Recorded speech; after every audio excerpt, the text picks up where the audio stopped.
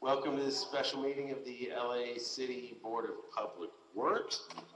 Today is Tuesday, September 29th, 2020. Dr. Campos, good morning. Good morning. I just placed Dr. Davis on mute for a brief moment while we establish quorum and roll call. This is Fernando Campos, Executive Officer with the Board of Public Works. We have President Good, we have Vice President Garcia, we have President Pro Tem Davis, Commissioner Pelosa, and Commissioner Villegas. President Good, you do have a quorum. At this time, we currently do not have any speakers under general public comment. We also do not have any commentary under the Neighborhood Council comment section. We do have one speaker on the line for item number 4. We also have 3 individuals that are part of the applicant team for item number 4 as well, if this board has any questions for the applicant or that team. Okay, thank you, Dr. Campos. So hearing no neighborhood council commentary or general public comment, we will move on to item number 1. Item number 1 is the approval of minutes from Tuesday, September 15th, 2020. I will move to approve those minutes. Do I have a second? Second. Thank you, Commissioner Pelosa. Seconded by Commissioner. Yeah. Seconded by Commissioner Pelosa. Any objection, Vice President Garcia? No objections. Any objections, President Pro Tem Davis? Call Dr. Fernando Campos. We hear you. Calling Dr. Fernando Campos.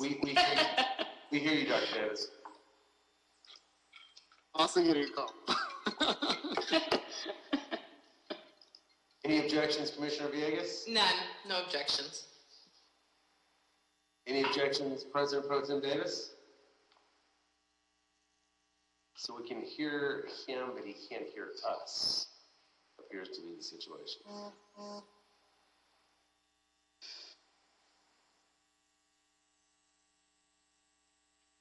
Give me 1 second, President Good. No problem. You got me muted. You got me muted.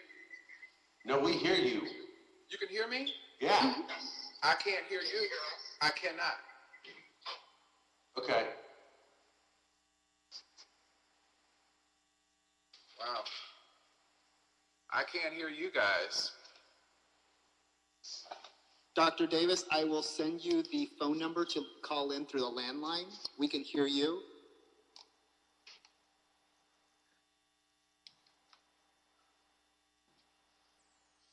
Maybe I should go out and come back in. Because earlier I could hear you, Fernando, but I can't hear you now. Let me go out and come back in. I don't know what's wrong with the audio on my side. May have just muted it.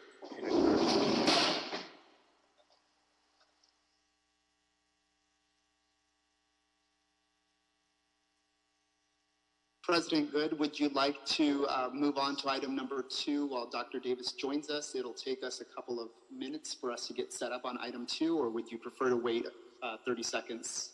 Let's wait 30 seconds. Okay. And if it takes some time, we can go ahead and, we have quorum for item 1, and we could go ahead and take care of the bids. We do. Yeah. We have quorum for 1 and 2 as well. I'll give it one more second here. Sorry, ladies and gentlemen.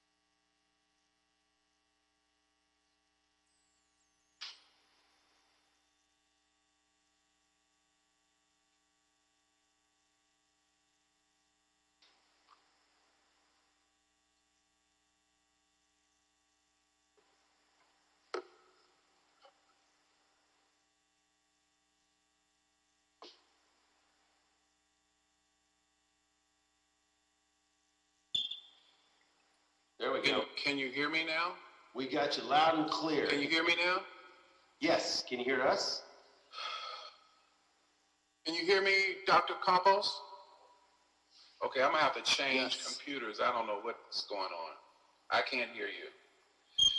Let me check in from another computer. Sorry about that. Do you have any headphones that you can possibly try, Mike?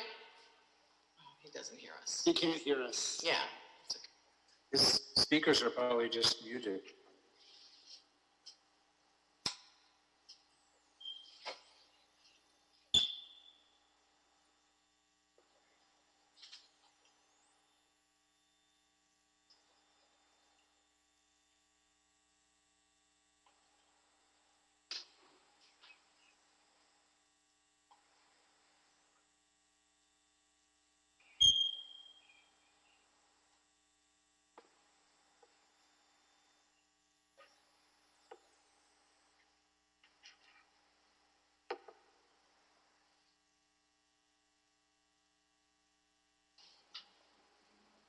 Another option, President Good, if you'd like to consider this, is we have item number 10, which are oral reports that does not require any quorum. We can just accept the oral reports. We do have three speakers on the line from the Bureau of Engineering, Greg Vandergriff, from the Bureau of Street Services, Monica Shelton Frierson, and from the Bureau of Sanitation, Nancy Lanton.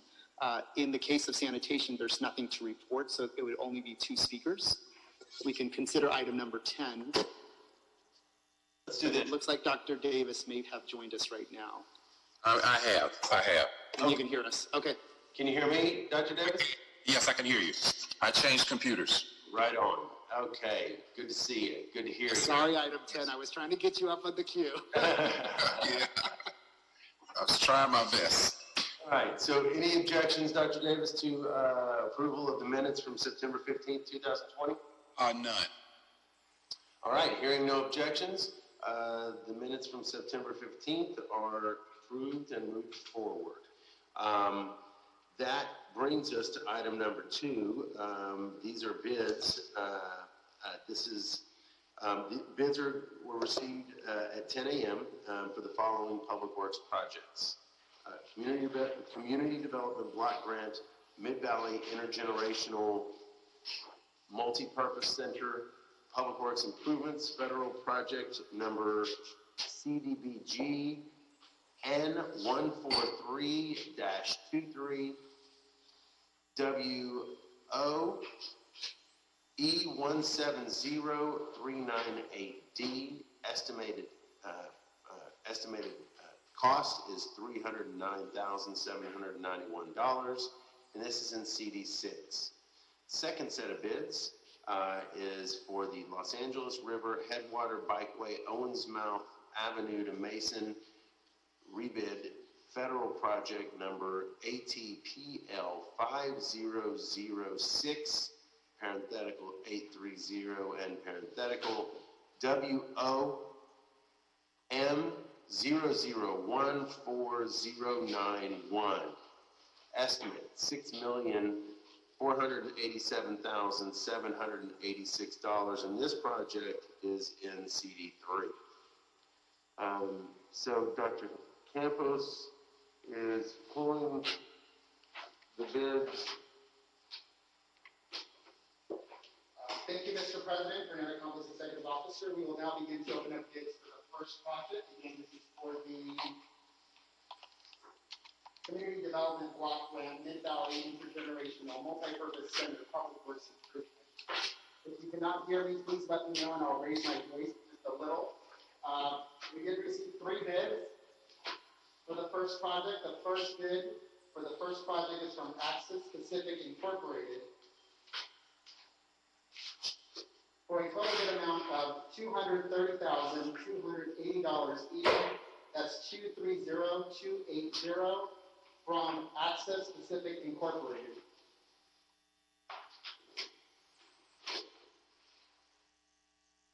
The second bid received for the first project is from HZS Engineering, doing business as HZS Construction, for a total bid amount of $333,900 even.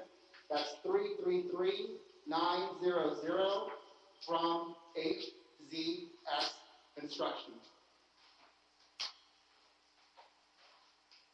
The third and final bid received for the first project is from Axiom Group for a total bid amount of $327,860.74.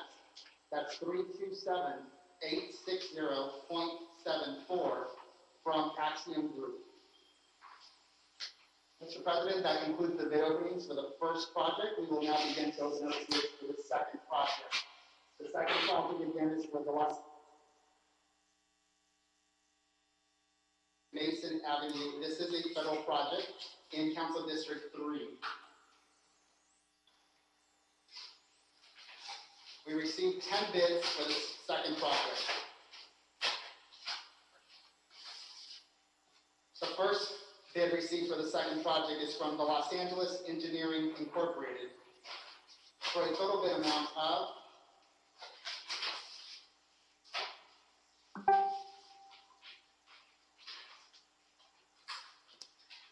$6,420,893 even. That's 6420893 from Los Angeles Engineering Incorporated. For the record, line item number 8, line item 9, line item 36, line item 62, and line item 64, and the total bid amount have been crossed out by the contractor, and all lines have been initialed.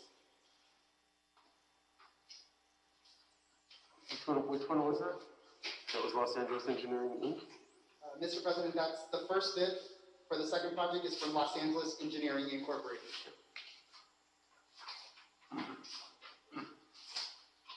The second bid for the second project is from Bosco Constructors Incorporated for a total bid amount of $6,025,051 even. That's 6025051 from Bosco Constructors Incorporated. For the record, line item 13, line item 61, line item 62, 66, and 72 have been lined out by the contractor, and all lines have been initialed.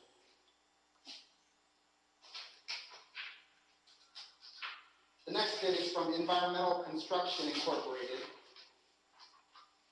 for a total bid amount of $5,990,686.30. That's $5,990,686.30 from Environmental Construction Incorporated.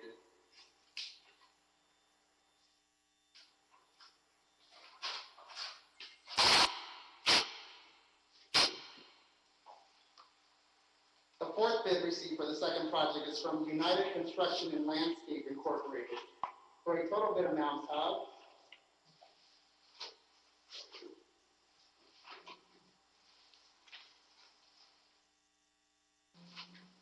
$5,775,304 even.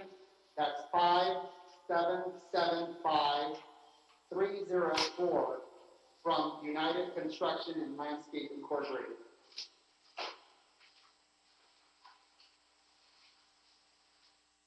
The next bid is from Metro Builders and Engineers Group Limited for a total bid amount of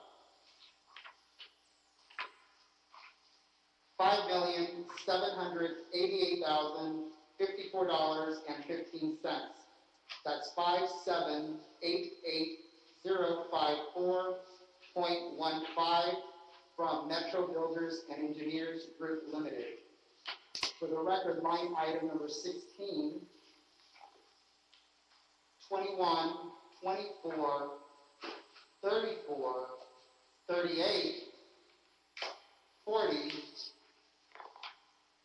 64, 65, 71, and 72 have been lined out by the contractor, and all lines have been initialed.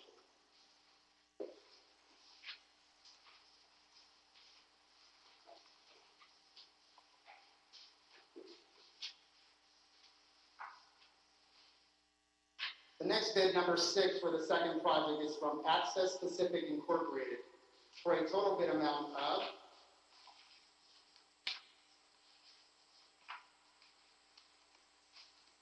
$6,345,345.23. That's 6345345.23 from Access Pacific Incorporated. Couple of things to note on this bid. Item number 10, 11, 15, 20, 21, 22, 27, 36, 38, 39, 44, 57, and the total bid amount have all used whiteout, but none of those lines have been initialed, none of those lines have been crossed out by the contractor. For the record, the total bid amount again is $6,345,345.23.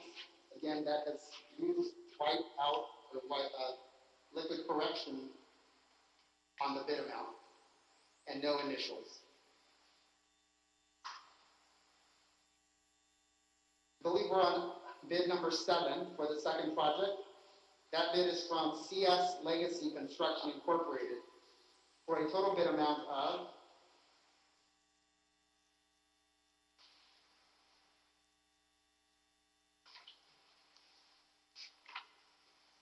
$6,385,636 even.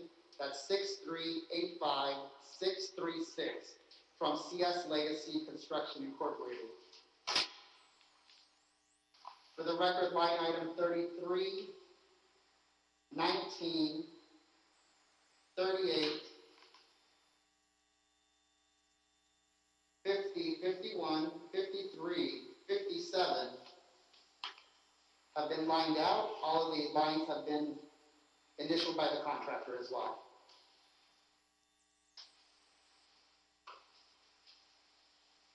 The next bid is from CA Rasmussen Incorporated, CA Rasmussen Incorporated, for a total bid amount of $6,179,748.30. That's 6179748.30 from CA Rasmussen Incorporated. For the record, line item number 60, 61, 63, 65, 66, 67, 69, 71, and 72 have been lined out and initialed by the contractor.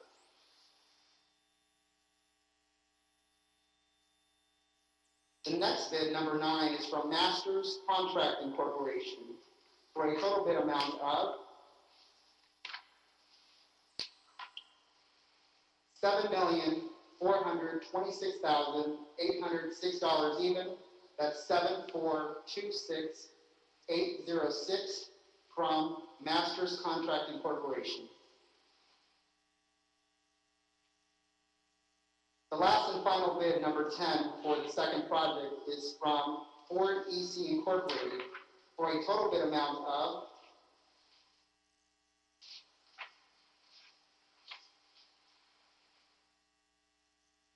$6,762,559.62. That's 6762559.62 from Ford EC Incorporated.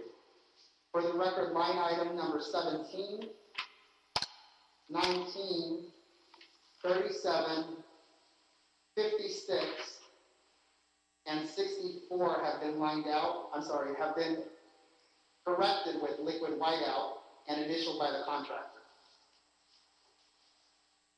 Mr. President, that concludes the bid openings for the second project and all bids for today's event. Thank you, Kumi. Thank you, Fernando. Dr. Campos.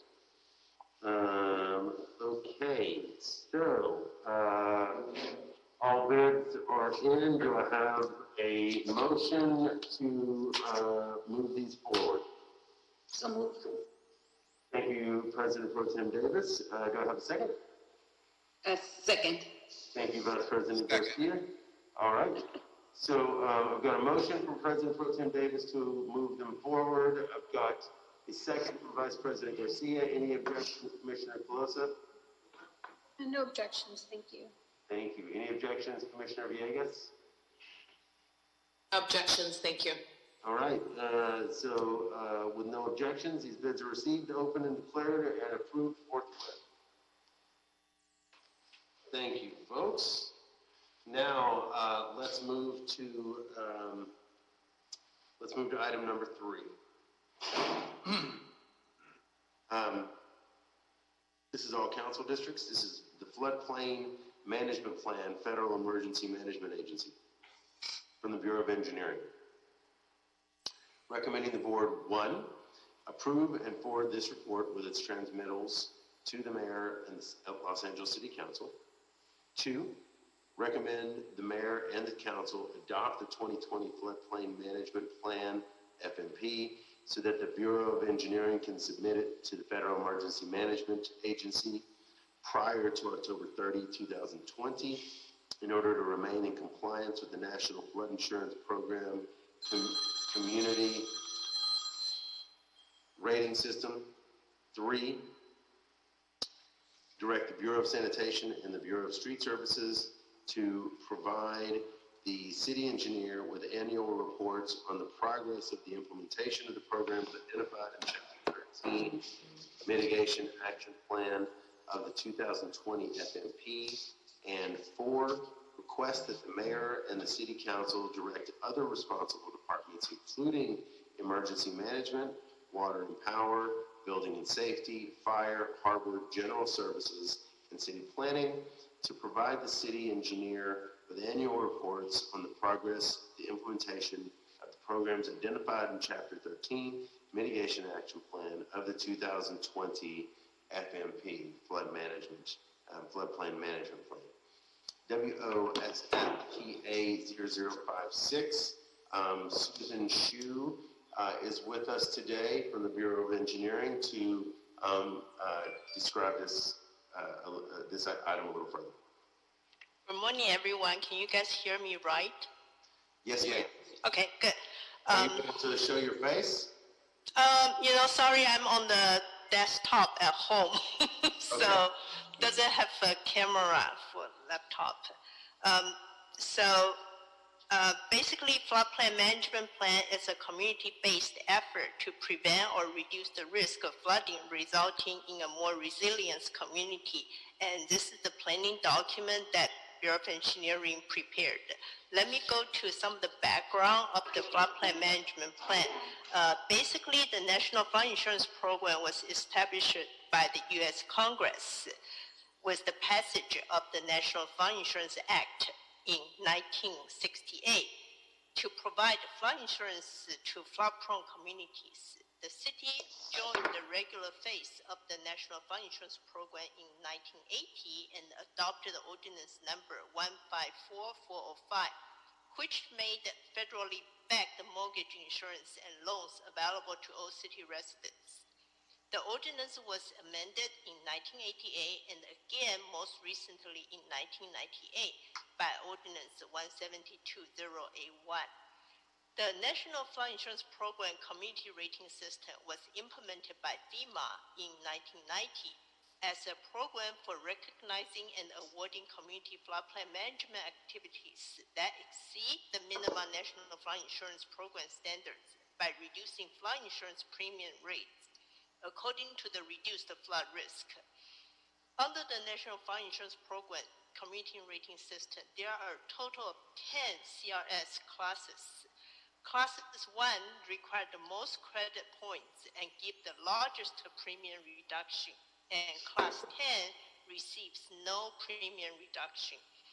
Since October 2007, the city has received a Class 7 rating, which means the residents located within the FEMA designated special flood hazard zone will receive a 15% flood insurance premium deduction, and others in the city outside the special flood hazard area will receive 5% discount.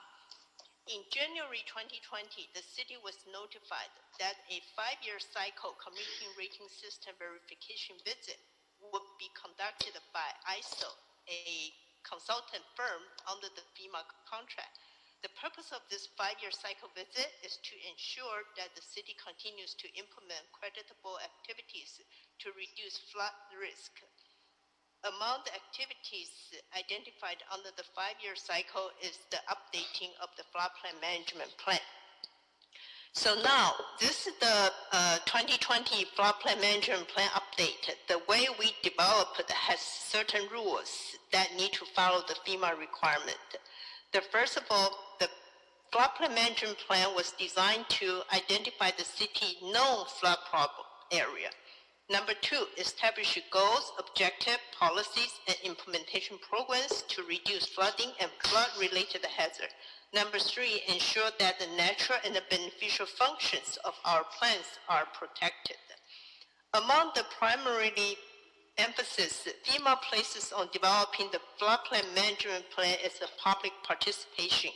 So, what happens, the floodplain management plan was prepared under the guidelines of the FEMA document, and then we have to create a floodplain management plan steering committee that meet a total of 8 times during the 9-month period. The committee consisted of 23 members, with 12 members representing the public and 11 members representing the governmental agencies. The 12 members representing the public were from different geographic areas of the city, representing owners, renters in the 100-year special flood hazard area, homeowners, neighborhood associations, local businesses, educational institutions. All the steering committee members were open to the public to allow members of the public opportunity to participate in the process. We had the 3 public outreach meetings through the entire process of the development. 2 of the meetings were held in person. The last one, due to the COVID-19 pandemic, it was held as a virtual meeting.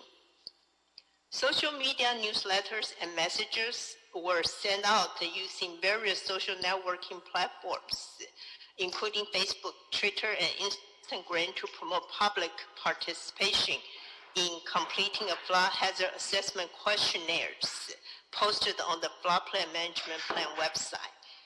All the responses from the public questionnaire have been entered into a database, and the information was used to analyzing the flood hazard and the proposed implementation program.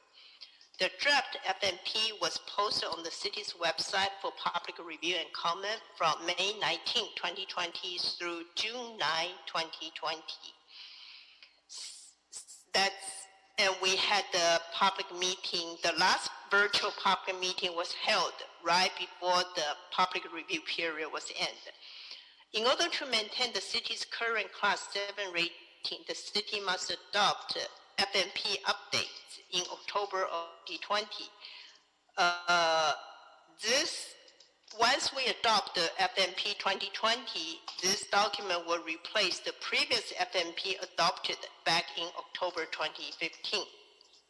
In addition to this document, the city must annually evaluate the progress of those implementation programs identified in the FMP and submit the progress report to FEMA during its annual community rating system recertification.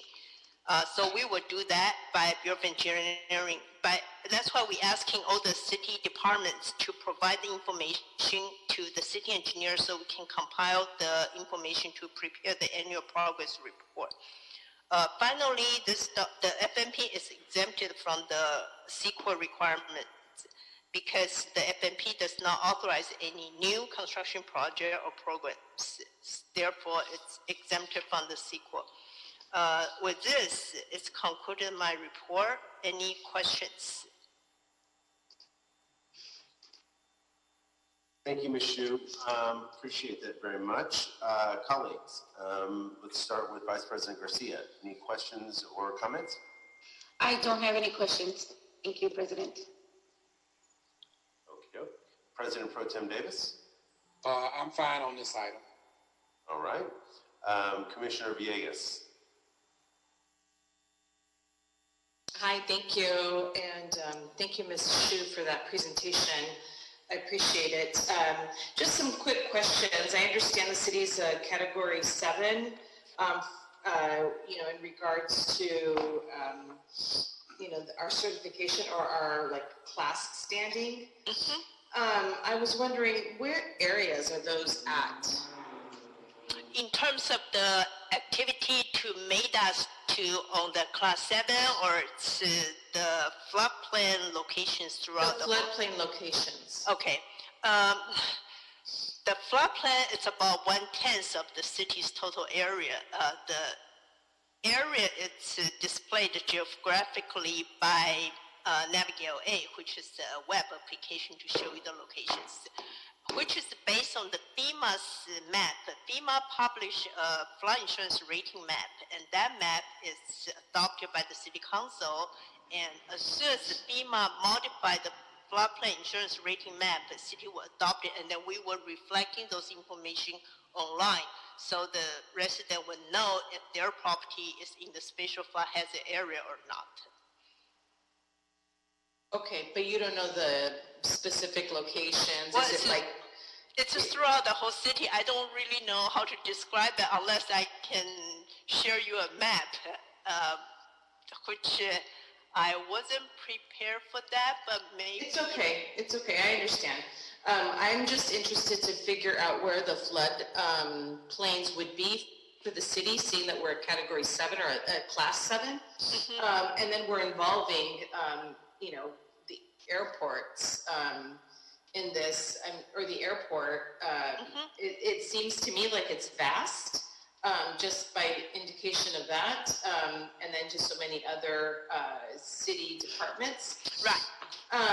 But for city departments, I understand they would be more like, more looking at it for what they can do for like safety precautions and then for outreach. Yes.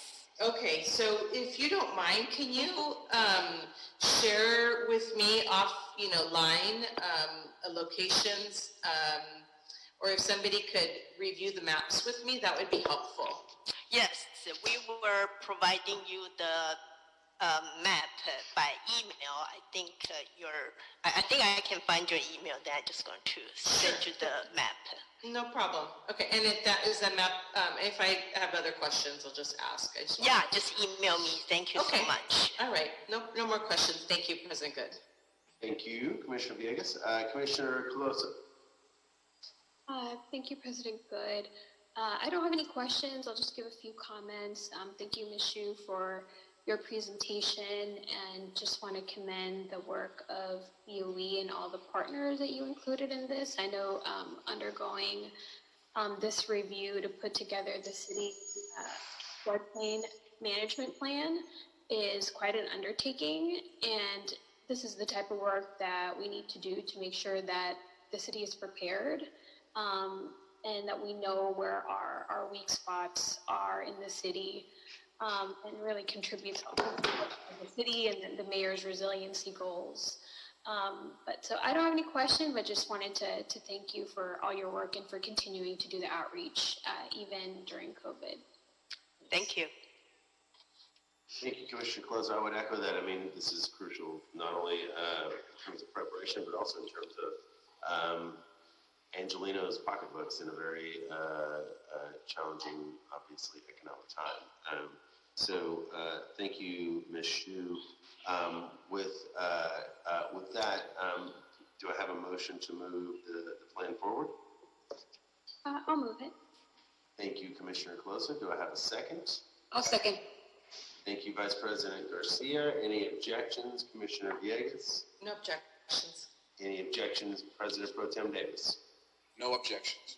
All right. With that, with no objections, the floodplain management plan is approved forthwith. Thank you so much, Ms. Shu. Thank you. All right. That brings us to item number 4, colleagues. Item number 4 is in CD14. It's a tree removal, 744 South Figueroa Street. Recommending the board, 1, Find under the California Public Resources Code, Section 21166, and the state's Environmental Quality Act guidelines, Section 15162, on the basis of substantial evidence contained in the whole record, that since the city's prior certification of environmental impact report number ENV-2016-1951-EIR, there have been no changes to the project, changes with respect to the circumstances under which the project is being undertaken, or new information of substantial importance concerning the project which cause new significant environmental effects or a substantial increase in the severity of previously identified significant effects, and therefore no subsequent EIR, supplemental EIR, or other analysis is required for the project. 2, specify that the Bureau of Street Services Urban Forestry Division, located at 1149 South Broadway, is custodian of the documents or other material that constitute the record of proceedings upon which the board's decision is based. And 3, review and approve the request for a fee permit for the removal of 1 jacaranda and 4 Indian laurel fig trees. Tree replacements are required. Here with us this morning is Hector Banuelos from Streets LA, with a haircut, it looks like. Mr. Banuelos, good morning. Looking sharp. Tell us about this item. Yes, good morning, President Good. Commissioners, Hector Banuelos with the Streets LA Urban Forestry Division. We have before us a request to remove 5 street trees for construction of a 41-story, 530 feet tall mixed-use development here at 744 South Figueroa Street at the corner of 8th Street in downtown LA. When completed, it will provide 438 residential units, of which 22 units are for low income. And the Streets LA, when we first got wind of the project, we did the application, we were concerned that of the large trees, mature trees being removed and the need to be removed. And we met and reached out with the applicant and discussed the needs to remove the trees and tried to seek some alternatives to the tree removals. And we discussed the removal at length with the applicant. And unfortunately, there are just too many things going on with this large development that would enable the applicant to retain the trees, and therefore they have to be removed. One of the trees located to the north side of the property is going to be impacted the driveway. Right. In addition to that, they're also using that driveway to import, export soil through the excavation process. There's going to be 3 subterranean levels there for parking, or 4 actually, below ground. So they're doing a lot of groundwork for this 41-story development. And so there's a lot of construction activity going to be performed here. There's another tree just a little bit further to the south, the second tree, identified as tree number 2. It's growing very close to a proposed crosswalk, a pedestrian crosswalk that's going to be constructed mid-block of the street here along Figueroa. And so that tree, if remained, is going to be obstructing the crosswalk and the advisory signs that go along with crosswalks. In addition to being in the area of the material staging and all the craning and a lot of activity and logistics of support that are needed to construct the development. There's tree number 3, moving further south, is going to be impacted as well as logistics support needed to the material meant for the concrete pumping activities for this development. And we have the fourth tree located on, almost on the corner of 8th Street. That is located in an area where Department of Water and Power have identified to install their transformer vault. And so we sought to see if there was a alternative location for that vault. Unfortunately, the Department of Water and Power cannot locate any other location other than what they have identified for this construction. So therefore, that tree needs to be removed. And then we have the final tree there, the 5th tree on 8th Street. That's a jacaranda tree. It's a mature tree. That tree is within the area where they're doing a lane closure on 8th Street to kind of wrap around onto Figueroa. and that's also for use for material staging. And so therefore, that tree would need to be removed in order to perform safe hosting of the materials for this large development. So the LSAD the development will require removal of 5 trees to allow construction of this project. If approved, the applicant, we sought to seek actually the importation of large trees to offset the immediate impact of the removal of these large mature trees. And in doing so, the applicant looked into with their team to see if they can plant the largest tree possible there. And they met with their team, and it appeared that the largest tree that they can plant at the site, due to all the underground infrastructure, there are 48-inch box-sized trees. For the applicant has agreed to plant a minimum of 2 48-inch box-sized trees for each tree removed, if approved. They are going to plant, this is within the Los Angeles Sports Entertainment District, and so they're going to be plant some double-row trees, and there is room on the project for at least 7 London plane trees on Figueroa side, and at least 3 trees on the 8th Street side, to a total of 10 trees at least, and possibly for another couple more trees sooner as it's all said and done when we look at the infrastructure layout of the project. So the Council District 14, the Department of Neighborhood Empowerment, and the Community Forest Advisory Committee were informed of the tree removal permit request. Streets LA did not receive any word in either opposition or in support of the project from the Council District. So it's unknown as to what the stance is on the project and the removal of the trees. If the applicant will be required to maintain and water the trees at least for a minimum 3-year period. That concludes my presentation. Any questions? Thank you, Mr. Benuelos. Dr. Campos, I believe you said we have a speaker to join us on this item. We do, Mr. President. I'd like to allow other individuals that joined us after the 10:10 hour this morning, if you'd like to speak on item number 4. The Board of Public Works is considering the tree removal on 744 South Figueroa Street at this time. If you'd like to provide any public commentary on this item, please press star 9 on your mobile or landline device. With that said, we will move on to the first caller. We have Ms. Joanne D'Antonio on the line. Joanne, you would be given 2 minutes to speak on this item. Can you please press star 6 to unmute your microphone? I am objecting to these large canopy trees being removed in downtown LA. Every building project that cuts down significant trees contributes to turning the heart of our city into an environmental justice area. And this particular removal was listed to stage equipment. In New York City, even scaffolds are built around trees. In LA, we generally allow any trees near construction to be cut down.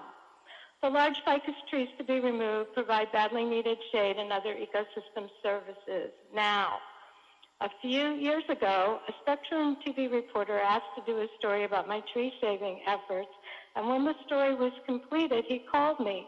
And as he was speaking to me on the phone, he was very distressed because the huge ficus street trees in front of his building in downtown LA were being chopped down. The city does not plant these large canopy ficus species anymore, and we are losing their benefits.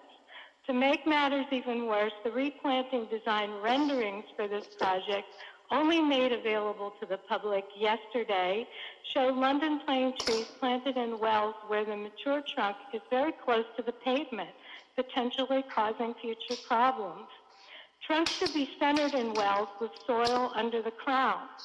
For the second time this month, planting also includes palm trees, which is against City Council's recommendation. This era will be remembered in the future for eliminating valuable trees despite knowing how important they are and allowing questionable and inadequate replantings that will downsize the urban forest canopy. There's not even an irrigation system required for this replanting. The notification for this tree removal was sent to the Neighborhood Council on September 4th with a cover letter that said, quote, "The proposed removal must be posted for 30 days prior to removal in order to allow for public comment," end quote. 2 minutes. Are you planning to continue this to allow that 30-day obligation? Thank you. Thank you, Ms. D'Antonio. Mr. President, we do not have any other callers in the queue for public comment on item number 4. Just a quick reminder, we do have 3 individuals from the applicant team that are on the line if your board has any questions for them. We have Mr. Chan, Mr. Kaladian, and also Mr. Navet. Yeah, I would, if there's someone from the project that is prepared to speak briefly, I would appreciate that and be available for questions. Yeah, absolutely. Mr. Chan, Alex Chan, can you please unmute your device by pressing *6? And please go ahead.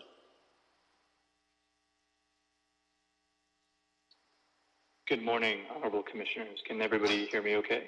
Yes, sir. All right, my name is Alex Chan. I am here as the applicant for this project. I am happy to answer any questions or provide any additional background on the project.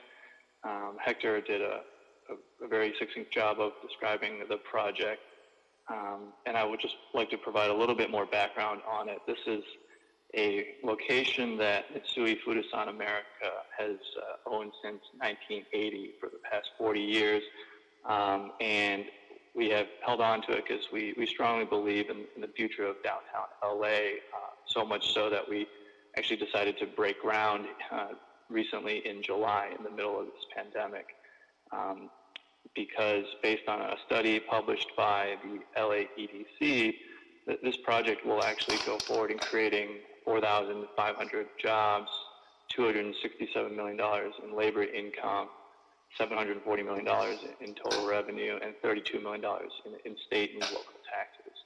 I think this is a huge project in a prime location in downtown LA. And so that's just, thanks for your time and consideration of our project. I'm happy to answer any questions you have specifically about the construction logistics or the design or the future features of the project. Thank you, Mr. Chan. So colleagues, let's open this up. Vice President, did any questions or comments? I do. Thank you, President James. Sorry, President Good. I'm so sorry. I'm still doing it. I appreciate the fact that the applicants are willing to put in the bigger size trees, the 48-inch. But I do still have an issue, Hector, and this is something that I wish that we continue to put in the forefront. It looks like the issue trees 3 and 5 are going to be cut for staging purposes. Is that right? Number 3, yes. Number 3 and number 5, yes, correct. That's what Is there anything else we can do? This is like something that I really would want to implement or figure out a way that we as Board of Public Works can, continue to preserve trees and care for our trees. These are really nice, beautiful trees. I just looked them up on Google and they're really nice. I know exactly that area as well, as we all do, I think. But is there a way that we can start looking at not cutting trees for just staging purposes? I don't like that we do that. And personally, I understand the future, but if it's going to be something for future, like the DWP issue where they can't, that's the only place that they can put it, so they have to get rid of a tree. I could understand that. But what can we do about 3 and 5? I'm not sure. That would be a question for the applicant, I think, to address the question needs. Yeah.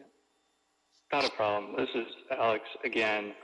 For tree number 3, it's not, to clarify a little bit further, construction staging is a general term. It is, the main need for it is our concrete operations. That is the location of our concrete pump and concrete trucks. And we did explore numerous alternatives for our concrete operations. This is actually not our preferred location. We actually preferred to install the concrete operations on 8th Street. However, due to some traffic engineering limitations on 8th Street, being that it is essentially an on-ramp to the 101 freeway, the 110 freeway, once you get past 8th Street, we actually had to locate the concrete operations on Figueroa, where we had enough real estate for the fully loaded concrete trucks side by side. Other alternatives we explored were to the north, where there's a private property, and the owner was not open to this at all.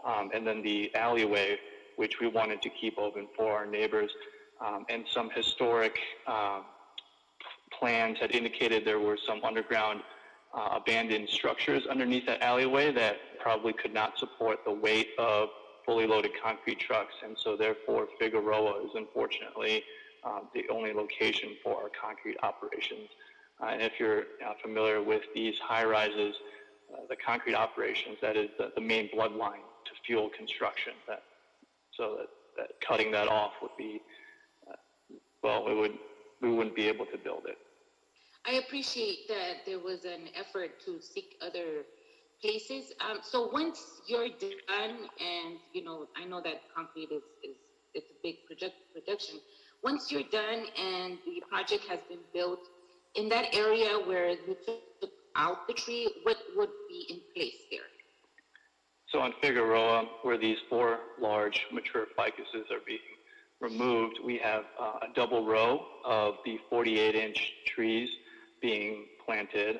We are also widening the sidewalk. Currently, the sidewalk is about 12 feet wide. We are widening that sidewalk to 30 feet to really create that pedestrian environment. So a 30-foot wide sidewalk with a double row of these 48-inch trees, which, to address a point made by the opposition, these trees will all be irrigated. There is an irrigation system designed and will be installed for all these new trees. Well, on top of the 10 trees being planned for Figueroa, there are 3 new jacarandas on 8th Street, so 13 new street trees.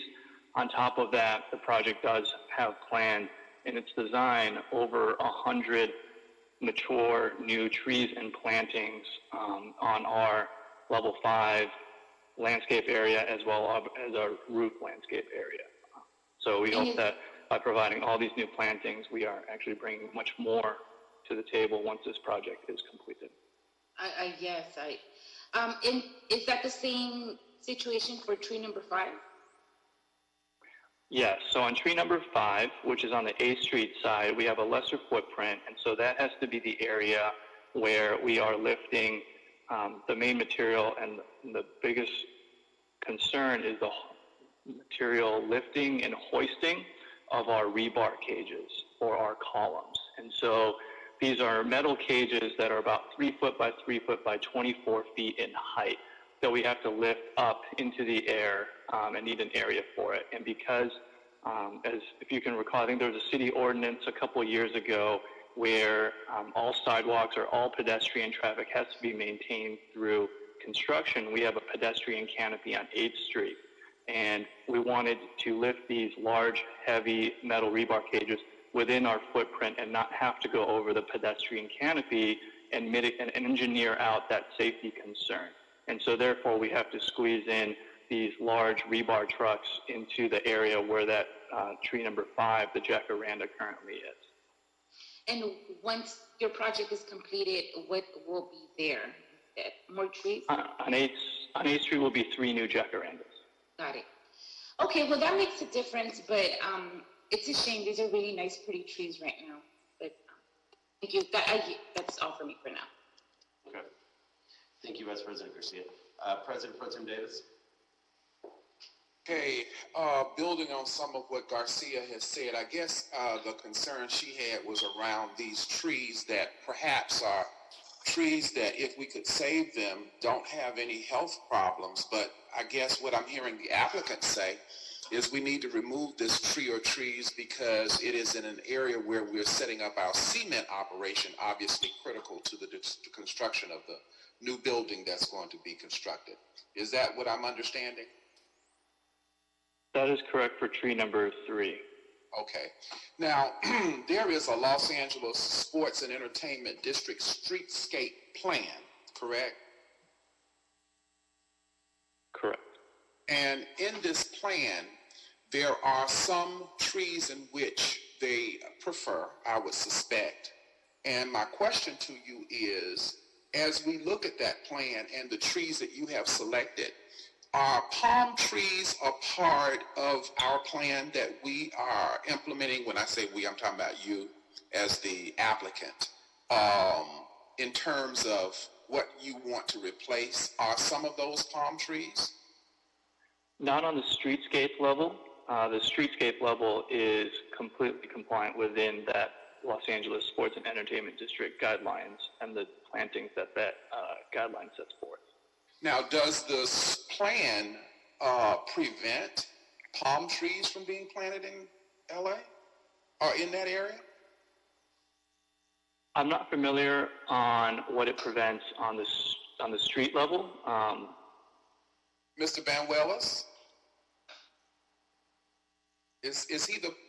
Well, there are guidelines, right? This is their guidelines. And so it's urban forestry. We much prefer canopy trees as opposed to the palm tree plantings to replace the lost canopy there along Figueroa. So I'm in agreement with the plans that I seen that were presented to us, and they're also part of the attached, the board report. Well, I'm not necessarily always against palm trees. I'm just trying to understand this project. As it relates to the palm trees, where are we planting those? And can you tell me that, applicant?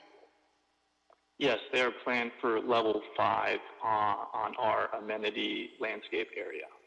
I see. And we chose palm trees in this particular circumstance because they were less invasive for future infrastructure, perhaps? Or why? Can you tell me? I believe palm trees were chosen for our level 5 amenity deck for exactly that, the native and also the visual aesthetic. Right. Okay. And so how many... Davis, can I just, I think, I just want to clarify with Mr. Chan. So when you say level 5, you're saying the 5th floor of the actual project? Correct. Yeah, okay, so these would not conflict with the infrastructure of Dr. Davis. Okay. They're actually, one of those sort of, park areas within the building. Gotcha. So it's kind of an atrium level on the 5th floor where there will be palm trees. Well, I mean, I guess everybody, I'm not an arborist. However, I'm not necessarily against palm trees because as he said, aesthetically, and oftentimes people do imagine Los Angeles and they do imagine palm trees. Again, I'm not an arborist, far from it. But I just wanted to get a better understanding of the Los Angeles Sports Entertainment District streetscape plan, and I wanted to be clear what it provides and what it disallows. And it doesn't disallow the option for palm trees in appropriate areas where, in fact, the applicant can indicate it will be beneficial. So I just wanted to be clear about that, and I wanted to be clear about, again, the plan and what it does. What is the timeline, applicant, on when this project is expected to be moving forward in terms of what you have proposed? The project has moved forward as of July. We broke ground approximately 2.5 months ago, and we are scheduling completion to be in the summer of 2023. Now, my final question. So I started out talking, I'll end up talking about this. The trees that we thought that could have been saved, tree number 3, there was just absolutely no way possible in which we could have created another construction environment where we could have gone to another corner to set up the cement operation. This is just the only option on earth possible for that particular site. Is that right? To our knowledge and expertise and the help of our expertise of our contractor, yes, that is critical for our cement operations, for the main structure as well as the foundation.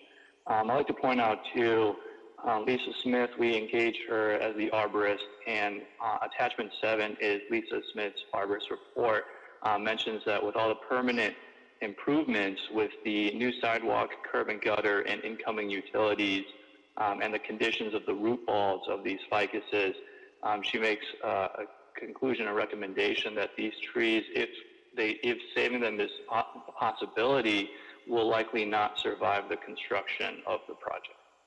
I see. Okay, Mr. President, thank you so very much for the time. Thank you, Dr. Davis. Commissioner Colosa. Thank you, President Good. Appreciate all the questions my colleagues asked already about the likelihood or what options were exhausted in order to see what options there were to save more trees. So I want to ask you about that. I was just curious, you mentioned earlier, Mr. Chan, in your remarks that the Mitsui Foundation had owned this property for over 40 years, I think you said. Can you explain a little bit about what was previously at this location and what you're building it into? The previous was a surface level parking lot, and we are building it, developing it into a 41-story high-rise that has 438 residential units. Will there be any affordable housing units in this high-rise? That is actually one small correction on the board report. There are no affordable housing units. However, the project is, per the city's request, contributing $2.1 million to the city's Affordable Housing Trust Fund. Can you repeat that again? I'm sorry, I didn't catch that. The project is contributing $2.1 million to the city's Affordable Housing Trust Fund. Got it. And so that's a linkage fee, in essence, correct, Mr. Chan? Yes. I believe. Don't worry about it. No, sorry. Yeah.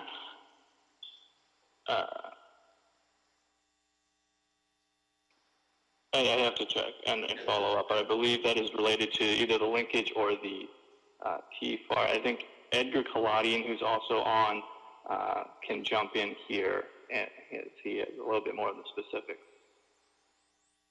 Can you guys hear me? Yes. Hi, Edgar Kaladian with Mayor Brown here on behalf of the applicant. The $2+ million is part of a TFAR payment that is being made to the city of Los Angeles to go towards the development of affordable housing within the city of LA. got it. And you guys are paying that fee because there won't be any affordable housing in your complex. Is that correct? I don't know that they're necessarily tied to one another. The payment was part of the ultimate approval process. I see. As part of a TFAR process. And I'm less familiar with this specific fee. I don't know, Mr. Benuelos, do you have more that you're able to kind of share with the board? Sorry to put you on. And I'm happy to provide more details if you would like. Please do. Okay. So as part of the entitlement process that the project went through, which did require full city council approval and mayoral concurrence, I believe, the project acquired a floor area from the city of Los Angeles, specifically from the convention center. And as part of acquiring those dollars, the applicant pays the city for the floor area. And in this instance, because of the severe not only housing shortage in the city of Los Angeles, but the need for the city to develop affordable housing, we agreed that the $2+ million will go towards the development of affordable housing within the city. TFAR, the transfer of floor area, TFAR is the acronym, is a downtown-specific provision, again, with the city trying to incentivize large high-rise development in the city. It's important. I sit on the board of directors for the CCA, the Central City Association, and currently one of our biggest concerns and stresses with the pandemic and with the economic meltdown is what will happen to downtown. What will development move forward in downtown post-COVID world? And in this specific instance, while we obtained our entitlements, including the commitment to pay this dollar fee pre-COVID, we did commence construction in the midst of the pandemic, and as a result, we'll continue to make this payment to the city. I see. Okay. But that's just the one-time payment. It is a one-time payment that was contingent upon construction commencing and continuing. I see. Okay. And again, as I think the applicant, Jeff noted earlier, we did commence construction when frankly most of my clients are reconsidering whether, now is the right time to build housing in the city of Los Angeles. This particular property owner, in the midst of COVID, tacked on good union labor jobs to start construction. And this was moved, Commissioner Close. The entitlements were secured pre-linkage fee implementation, as I take it. Correct. The project is not subject to the city's linkage fee. Got it. Okay. Go ahead, Commissioner Close. Sorry. No worries. Thank you for elaborating on that. And I have a question. Maybe this is for Mr. Benuelos, but I know Ms. D'Antonio was talking about your favorite topic, tree notices, Mr. Benuelos. So can you kind of explain what happened, whether or not we're within the 30-day parameters that was kind of brought up during the public comment period? Yeah, sure. Ms. D'Antonio made reference to the tree postings, indicated they were posted in September. That's not true. They were posted in July of this year.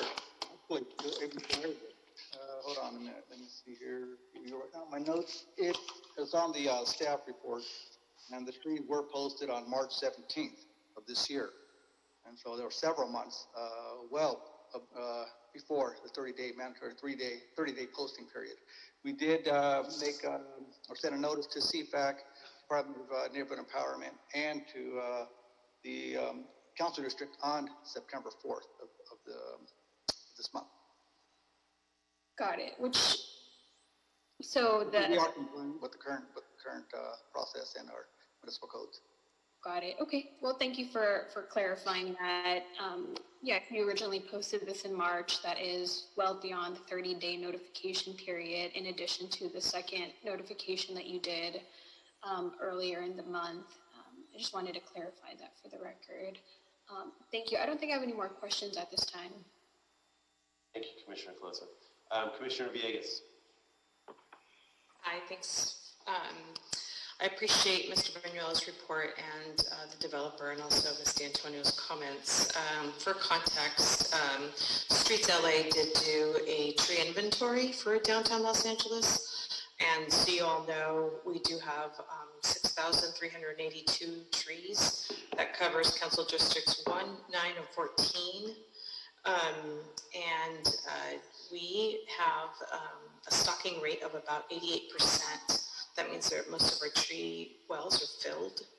I just wanted to put that into context for you all. So and in context for, as we're seeing some of our other inventory reports for other parts of Los Angeles, downtown LA is doing, in comparison, just in terms of our tree wells, a little bit better than most. So I appreciate at least the developer being able to bring in additional trees to this project.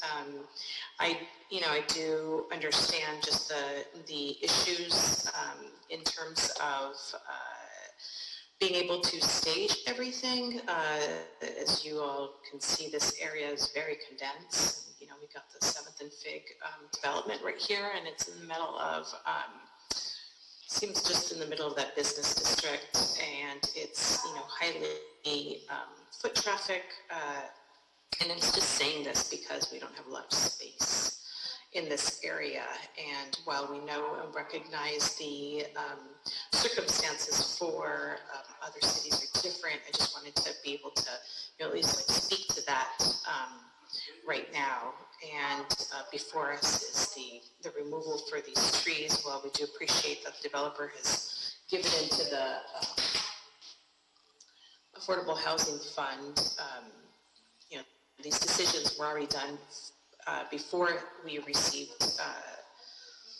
this vote just on the trees. So I just wanted to put that all into context. I don't necessarily have any questions. I think all my colleagues asked similar questions that I had in mind. Thank you. Thank you, Commissioner Villegas. You know, as a threshold matter, I think we all very much agree that the loss of these trees would be a significant, to use a scientific word, bummer for everyone. That said, you know, it's encouraging that the applicant has committed to the largest possible tree replacements, which I find meaningful. One clarifying question for me, and perhaps this is for Mr. Chan. In terms of the concrete machines or concrete trucks and that apparatus, you're saying in terms of how it will, well, the necessity of putting those on Figueroa versus on 8th Street is simply because of the size of 8th Street and its import as an arterial, I don't think it's more of a collector, but on into the entry point or the entrance for the 110? Correct. The real estate that we are able to engineer in coordination with the Department of Transportation on Figueroa was larger than on 8th Street, and on 8th Street it just simply wasn't enough to support the concrete operations and the foundation operations. And so as it is, Mr. Chan, the project will necessitate closing a lane or two of Figueroa during the sort of concrete pour process? It will involve closing a lane and shifting over the bicycle lane as well as the bus lane. So actually all the features that you see that were implemented as part of the MyFig project, the bicycle lane, the bus lane, will still be preserved during construction, as well as pedestrian access. But there's not insignificant disruption even in this scenario too. So, and I can attest to the 8th Street problem. I mean, that already is a bottleneck getting to the 110. All right. Thank you, Ms. D'Antonio. Thank you, Mr. Chan and Mr. Kaladian. Forgive me if I'm mispronouncing your name, Mr. Edgar. I always hate trees going down, but this is certainly a very important project, and I'm convinced that an enormous amount of effort was put into the least painful outcome in this situation. So, do I have a motion to move this forward? So move. All right, I will second. Do I have any other seconds? I'll second. Maybe we can just also strike that sentence from the board report where it talks about affordable housing units being included, since that's not what's happening for official record. Thank you. Well, I'm not sure that that's actually the case. When I looked in the board report, there's indication in the initial study about there being affordable units. So unless the applicants concur in that, I don't know if the record is all that clear. Well, yeah, I have some questions too. Well, tell me about this affordable housing piece, please. Let me. This is Edgar. Just let's let the applicant speak. Yeah, Mr. Kaladian? Hi. Can you hear me? Yes, we've got you. Okay. Again, Edgar Kaladian from Mayor Brown on behalf of the applicant. When the project ultimately reached the full city council for consideration, the on-site affordable housing units were replaced with the TFAR, the $2+ million contribution. Again, because this project predated the linkage fee and the affordable housing was not required. I have a question. do we have any set-asides in this development for a certain percentage of lower middle class, low income individuals? Is there a set-aside of housing in this development? How many units in this alleged proposed development, rather? This proposed development? The project which is under construction consists of 438 residential units. And how much? The units are market rate units, which is why the $2+ million was set aside for affordable housing. What the city does is take the $2 million, they leverage it with tax financing, whether they're 4% or 9% bonds, and uses those dollars to build more affordable housing units than would otherwise be built as part of the project. So, for example, instead of the 22 units being on site, the city takes the $2 million and works with generally the nonprofit developers to develop more affordable housing. From a socioeconomic development perspective, why would we not want to have some integration in a market as in demand as is the Los Angeles housing market? Why would we not want inclusion of this socioeconomic effort in this 400 allocated housing unit? That was, with all due respect, a policy decision that the council and I believe the mayor's office made when approving the project. Well, I don't know. And part of what, just to, excuse 1 second to finish that thought, there are also a significant number of affordable housing covenants, including senior housing covenants in the downtown area that are expiring. And those are all currently affordable housing units that will become market rate units. The city uses the funds from the payments like ours to either extend those covenants to ensure folks that have been living in the homes that they have been living in for a long time are not forced out. But that doesn't address my issue and my concern as a public works commissioner. When we look at this particular project and we look at the housing issues in Los Angeles, and certainly I'm not the council and I'm not the policy offices, but we do have some kind of nexus here. It would appear to me moving forward, and I'm only saying this because you will probably be doing this work again, it looks like to me that one of the potential futures that we might consider is a socioeconomic model that would include those individuals in. It will help us, not only you financially, but it'll help us socially as well if we could have that in the future in a project this huge. But again, I'm not the person that's on the council committee to do it, but I thought that since this issue was raised that I would offer my remarks and my concerns about the opportunity missed here. And I do hear you. There was $2 million in substitute of that. But it still doesn't address this very diverse, this very dynamic, this very deep housing opportunity that we have to include more people in.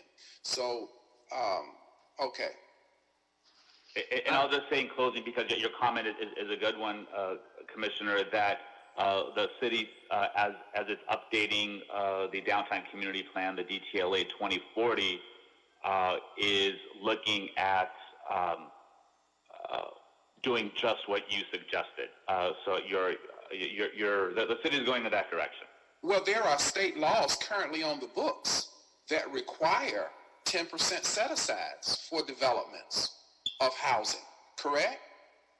No, that is not correct. Well, it used to be. President Good, if I may interject, we're getting really far off of the issue that's actually before the board. And I realize I'm the one that started this part. But the confusion on the inclusion or not inclusion of the affordable housing units, that confusion was on my part. I've looked at the recital in the board report, as well as the information contained in the Planning Commission action that's one of the transmittals here, which talks about the 22 units. So I actually, Commissioner Closa is correct on that issue. It's not really part of the board's action, but it is a statement in the recital that it would be appropriate to correct that for our record. Other than that, these issues, while interesting and important to the city, are really not before the board. Okay. Agreed, Mr. Jordan, although I welcome Dr. Davis's inquiry. I would, and I don't know that this was the case in this situation. I was not privy to, didn't really track the entitlement process in council and with the mayor's office, but I do think just for general edification, it is important to be aware that in a lot of ways, it doesn't sound as compelling or get noticed as much, but a significant concern for the city in general is that, as Mr. Claudian alluded to, we have countless affordable housing covenants, typically 55-year covenants signed at the beginning of a development, requiring some portion of affordability be maintained on site, expiring. And so it is very possible, though again, I won't weigh in because I wasn't there, but it is very possible that a tactical decision was made on the part of council and the mayor, that it was more critical to have money to re-up those affordable housing covenants locally than to have them on site. And it is a policy consideration that it goes into all of those situations. So that said, before us... President Good, sorry, I just want to echo some of the sentiments, and I know this is not part of the board, but I really do echo the sentiments of Commissioner Davis. This was a missed opportunity, and it's a shame that it went out this way. I understand, but I also have to say that the board report is misleading with the fact that it's stating here, it makes it look like this is attending to our low-income households by providing 22 units. So I don't know where that came from and why would it be put there. And I would prefer to be cleared up on the report, which is what my colleague Commissioner Colosa mentioned, is, clear it up to say that the $2.1 million is in lieu to making affordable housing. That seems to be the right thing to say. Sorry, President Day. That's okay. Again, before us is approval of the tree removal process, not the project itself, but duly noted on the report. So we're going to start over. I will motion to move this item forward with amendments to the report to reflect an in lieu payment of $2.1 million rather than affordable unit requirements, as well as amended to reflect the additional, my understanding, 3 trees that have been added into this process. Right now, the report reflects 10 replacement trees. Mr. Chan, I believe you said that there were going to be an additional 3 trees added as well. Is that correct? That's correct. So I will motion to move that forward with the amending language on the $2.1 million in lieu fee. Where would you like to insert that clarification? I'm not clear on what.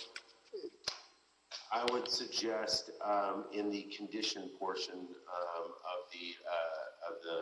Well, no, that's condition. No, in the recitals. These are not conditions. These are in the recitals. I got you. So in the recital section, does it allude to the 22? Does it allude to it at all? It does. Okay, yeah, that's Page right. 3. Beginning. Opening paragraph, Dr. Campos, under the recital, it says the project would include 438 residential units, of which 22 units will be reserved for low-income households, the public, et cetera, et cetera. I would simply amend that to say the project will include a $2.1 million TFAR payment that will be designated for the Affordable Housing Trust Fund.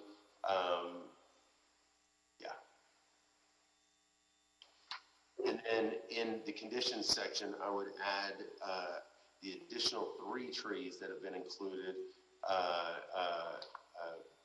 by the applicant as replacement for the lost 5 trees.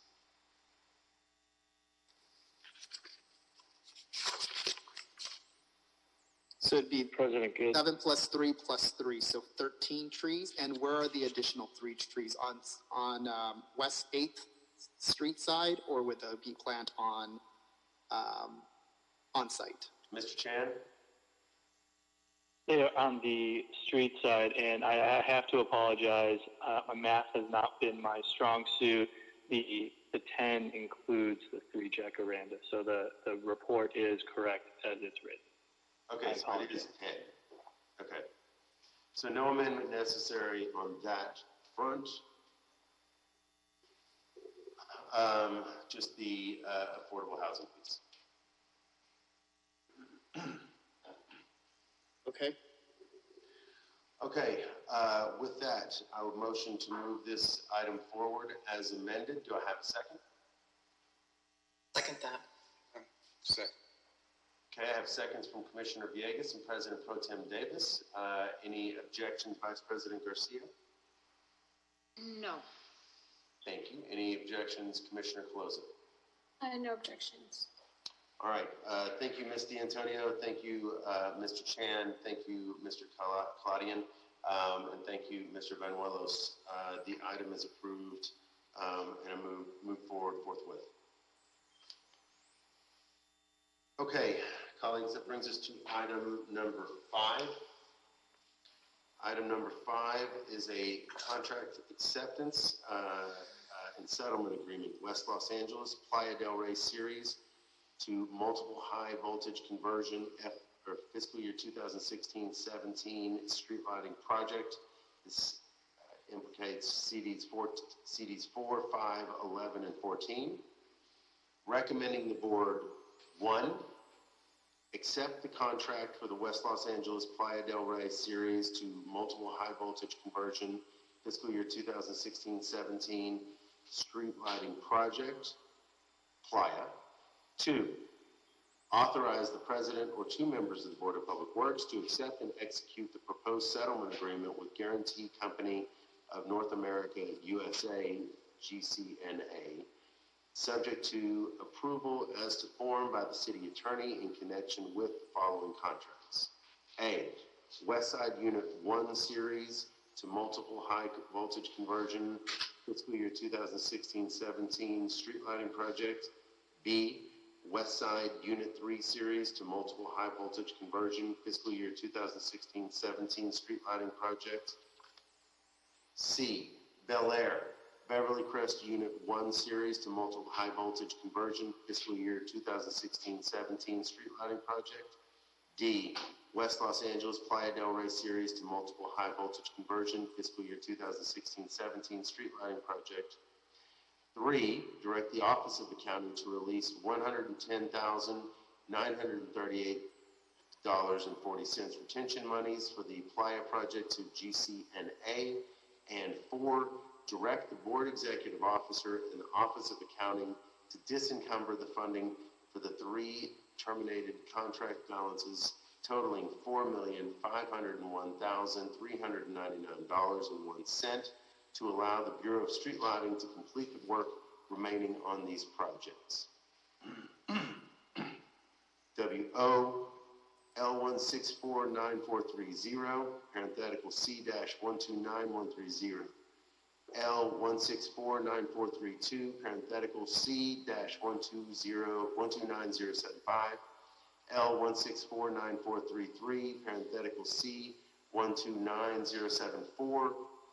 L1649435, parenthetical C-129212, in parenthetical. Second Wiles is with us from the Bureau of Contracts Administration. Good morning, Ms. Wiles. Good morning, President Good, Commissioners. I'm here, Sephi Wiles, Bureau of Contract Administration, to discuss the 4 recommendations before this board. In March 2017, the Board of Public Works awarded the aforementioned contracts to Service Tech Solutions Incorporated. The work scope was for the conversion of multiple existing high voltage series street lighting circuits to low voltage multiple circuits in various council districts throughout the city of Los Angeles. In October 2019, and 500 days past the original contractual completion date, Servitec had completed construction of what's the Playa project. The Playa contract was the project of the 4 that you mentioned earlier that was completed and recommended for acceptance by the board. In February 2020, the board terminated 3 remaining contracts of the 4 held by Servitec. 2 were by voluntary default, the Westside Unit 3 and Bel Air projects, and the other, the Westside Unit 1 project, was terminated for cause. Subsequently, the board authorized the Bureaus of Contract Administration, Street Lighting, and the city attorney to contact Servitec Surety, GCNA, to negotiate the project completion for the 3 terminated contracts. These negotiations were concluded in August of this year, resulting in the proposed settlement agreement before you for recommendation for approval. Pursuant to the proposed settlement agreement, all remaining funds retained on the Playa contract will be dispersed to GCNA, and all undispersed funds are to be that are held currently by the city on the 3 terminated contracts will are to remain with the city so that the city can complete the work for the 3 contracts. The Playa contract acceptance was executed in May 2017 in the amount of $2,350,651.14. The construction under contract number C129212 was completed in May 21, 2020 by Servitec. This project scope was for approximately 363 streetlights, replacing conduit wires and luminaires. The project area was scattered throughout the Riviera, Mar Vista, Pacific Palisades, and Brentwood areas. The project was awarded again for that amount. There were 6 change orders issued, decreasing the contract amount by $131,883.19, bringing the total cost of this project to $2,218,767.95. The project was completed at 5.61% below the awarded amount and 17.91% below its authorized budget. The retention funds are also recommended in the amount of $110,938.40 to be released to GCNA for the work completed. These funds were provided by MICLA 2017 Street Lighting Construction Fund 26Y, Department 50, account number 50, PLBE, West LA, Playa del Rey, high voltage conversion. As stated, the Playa contract was 500 days past its original completion date when construction ended. BCA inspection and BSL staff recommend that Servitec and its surety not be assessed any back charges against the Playa contract for failing to meet its original completion date. Additionally, the BCA Office of Contract Compliance has no desire to prolong the closeout and acceptance of this Playa project by performing any compliance review of the project. And their recommendation is not to assess Servitec any potential penalties for failing to meet the business inclusion program provisions set forth and required of the Playa contract. As stated, the retention monies in the amount of $110,938.40 are thereby recommended for release 60 days upon approval and execution of this settlement agreement. The city is not aware of any defect or warranty claims for the work performed by Servitec on the Playa job, and there are no unresolved property owners' complaints in connection with this project. So as to the status of the terminated contracts, we'll start with Westside Unit 3 project, contract number C129075. This contract was executed in March 2017 in the amount of $2,432,764.10. The construction for the Westside Unit 3 specifically was 35% complete and 461 days past its original completion date when the contract was terminated by this board. There were 12 progress payment estimates remitted with 0 change orders issued for the project. The terminated contract balance remaining is $1,575,291.24, which again, BSL will apply towards completing the project pursuant to the settlement agreement being approved. Next is the Bel Air project, contract number C129074. That one was also executed March 2017 in the amount of $2,863,326.10. The Bel Air project was 64% complete and 518 days past its original completion date when the contract was terminated. There were 15 progress payments for this project and one change order. The terminated contract balance remaining is $1,029,156.24, which again, BSL will apply towards completing the project. Lastly is the West Side Unit 1 project, contract number C129130. That was executed in May 2017 in the amount of $2,375,290.16, giving it, and it was 23% complete and 566 days past its original completion date when the contract was terminated. There were 5 progress payments and 14 change orders issued. The terminated contract balance remaining is $1,896,951.53.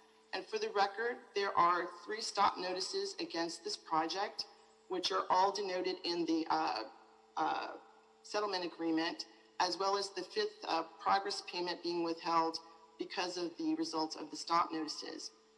Like the other projects, OCC will not prolong the execution of the settlement agreement by performing any compliance reviews on these terminated contracts, and therefore recommend no potential penalties be assessed to Servitec. There's a table there that has all of the contract balances remaining, totaling up $4,501,399.01. The city and GCNA wish to avoid any protracted litigation regarding the completion of the terminated contracts and have reached an agreement in the settlement as described in Transmittal 3. To date, there's no known prevailing wage issues on the Playa project, nor any known issues on any of the terminated contracts. And as I said before, BSL forces will complete the portions of work remaining on the 3 terminated contracts for the amount I had just mentioned.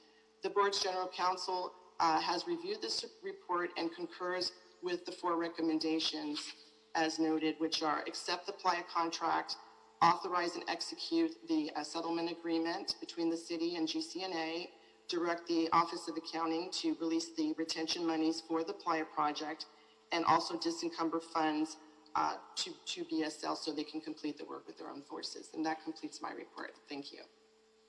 Thank you, Ms. Wiles. All right, colleagues, I'm sure there are questions. Let's start with President Pro Tem Davis.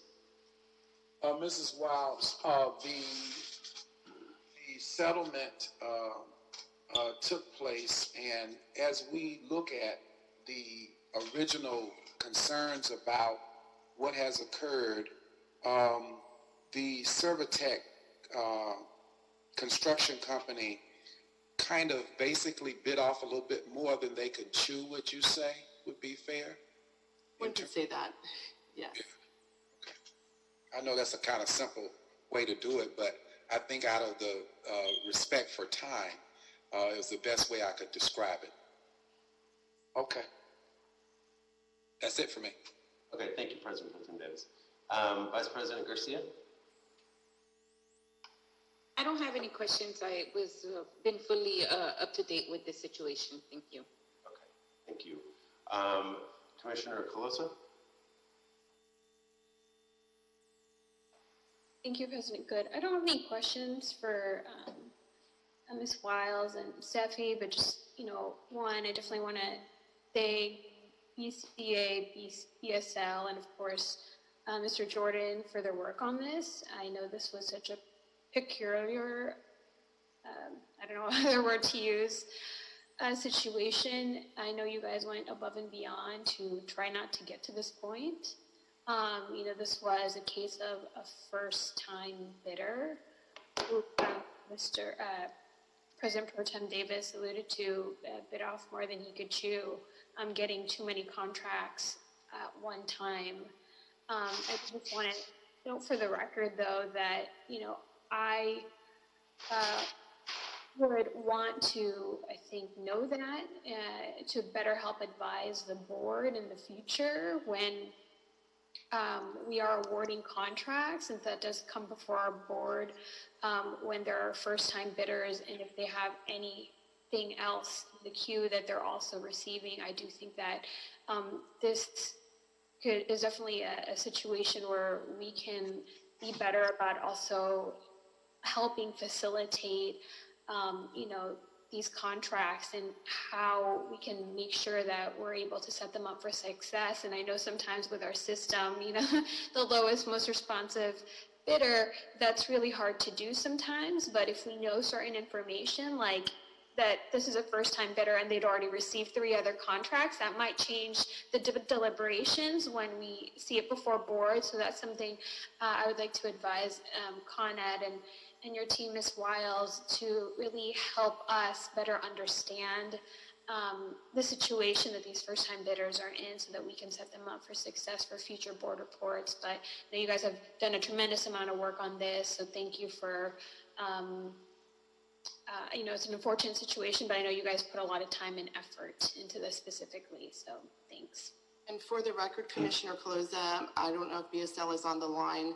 Servitech was given that opportunity to just be awarded 1 contract. However, they chose to move forward with all 4, and ultimately this is the result. So. Got it. Thank you for clarifying that. And that information would be really good to know for future board reports. But we've talked about that, so we're on the same page. Thank you, Ms. Wiles. Thank you, Commissioner Caloza. Any questions or comments, Commissioner Villegas? I have none. I'm good. Thank you. Thank you. All right. I would just, I think it's an interesting challenge. I think we all very much applaud and salute the effort to extend and expand the opportunities with smaller contracts to small businesses. We have to, and that's a challenge. Thinking through, as we talked about when we briefed Ms. Wiles, like how to, lessons learned on early flags is something we also obviously want to be cognizant of, given an experience like this, if for no other reason than we don't want some of those small businesses we're trying to support put themselves in a position where they undermine, obviously, their own work. So that said, thank you very much for the very thorough briefing I got on this. It sounds like others as well, and I appreciate that. Do I have a motion to move this item forward? Yeah, I want to make the motion to move it forward, but want to say that I agree with both Vice President Garcia and President Good that if we could explore the possibilities of some benchmarks moving forward, I have no doubt in conclusion that all of us in the Board of Public Works consider this a lesson learned. And so what other governments oftentimes do is they implement benchmarks as a tool to help them to better assess and measure what is and what is not being done. So having beat the dead horse on this one, I think it's important to say that the Board of Public Works is very serious about such a thing happening, and I move that we accept this settlement. No dead horses allowed. Do I have a second? I'll second, and I agree with Commissioner Davis as well. This is a conversation, and I know that we're going to move forward, but a conversation that I was having also with Sefi during the briefing, and how do we first, prevent from us getting into the situation by putting some kind of parameters, but also, the fact that some of the contracts were not fully executed. How do we prevent this from happening again in the future with this specific company? So conversations to continue. Thank you, Vice President Garcia, and agreed. So I have a motion from President Pro Tem Davis. I have a second from Vice President Garcia. Any objections, Commissioner Caloza? None, thank you. All right, any objections, Commissioner Villegas? None, thank All right, hearing no objections, this item is adopted forthwith. Thank you very much, Ms. Wiles, and thank you, everybody at BCA and BSO. Okay, moving forward, we will come to item number 6. Colleagues, this is all council districts. This is Authority for Expenditure, Black Knight Financial Services.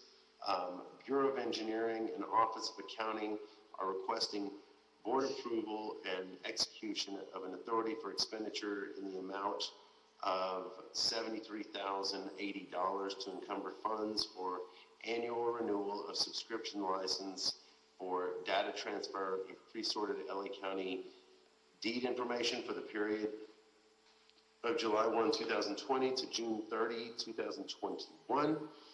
This is AE 217-800-009M, Fund Number 100, General Fund, Department Number 78, Appropriation Unit 003040.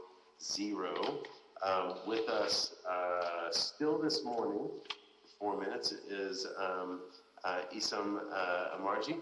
Good morning, sir. Good morning, President Good. Good morning, commissioners and everyone.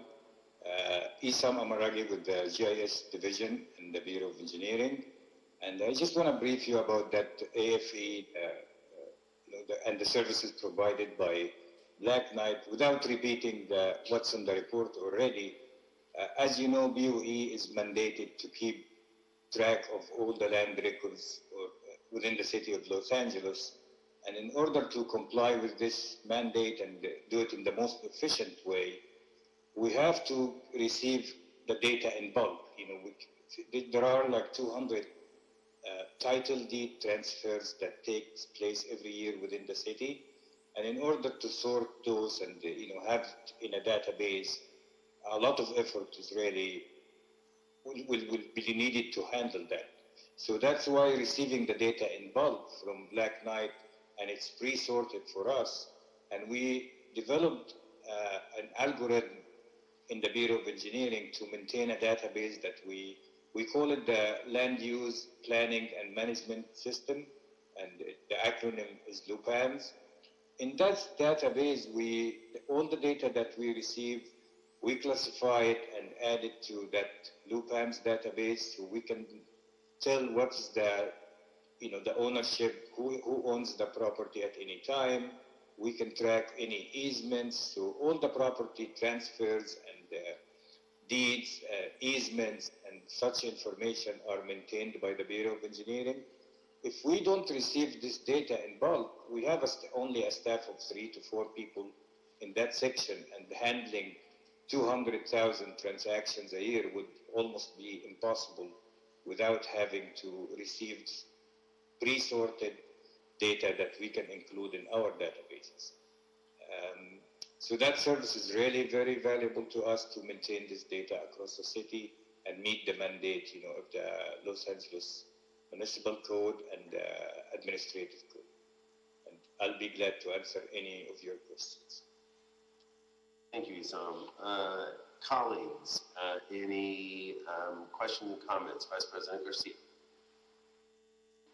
I don't have any questions, thank you. Okay. President Pro Tem Davis? This is item number 6, right? Yes. Yes, sir. Okay. No, no questions on it. Thank you. Thank you. Commissioner Villegas?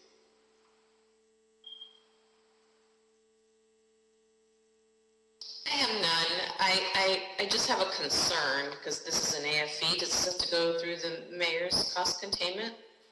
It's less than 100,000, so we're not. Oh, got it. Okay. Thank you for the clarification. And then Commissioner Coloso? No comments or questions, thank you. All right. Do I have a motion to move this forward? So moved. Thank you, President Pro Tem Davis. And I'll second that. Thank you for the second, Commissioner Villegas. Any objections, Vice President Garcia? No objections. And any objections, Commissioner Coloso? Objections. All right. Hearing no objections, the item is approved forthwith. Thank you very much, Isam. Thank you, President Good and Commissioner. Thank you. You have a good day. All right, colleagues, on to item number 7. This is also all council districts. It's also BOE. This is an authority for expenditure with Loyola Marymount University. Bureau of Engineering and Office of Accounting are requesting board approval and execution of an authority for expenditure in the amount of $28,598.40 to encumber funds for payment of registration fees for a minimum of 10 city employees attending Environmental Science Certificate Program at Loyola Marymount University summer session, May 18 to 20 through August 4 to 20. This is AE 217-61107M, Fund number 761, from the Sewer Capital Fund, Department number 50, Appropriation Unit 50TX78. Ethan Wong is with us. Good morning, Ethan. No, good afternoon. It's 12:01. Good afternoon. This is Ethan Wong with the Bureau of Engineering, Environmental Engineering Division. So back in 2016, the Bureau of Engineering entered a partnership with Loyola Marymount to offer graduate certificate programs for our employees to increase training opportunities throughout the Bureau. So this is another authority for expenditure for payment of the summer session for these classes.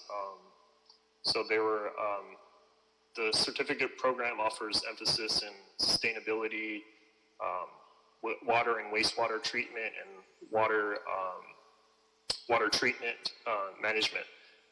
So these 10 employees took classes related to climate change and impacts, surface water hydrology, and advanced integrated water treatment systems. And we're requesting authority for this expenditure to pay for the cost of the registration of these students. And I'd be happy to answer any questions regarding this. Okay. Thank you, Ethan.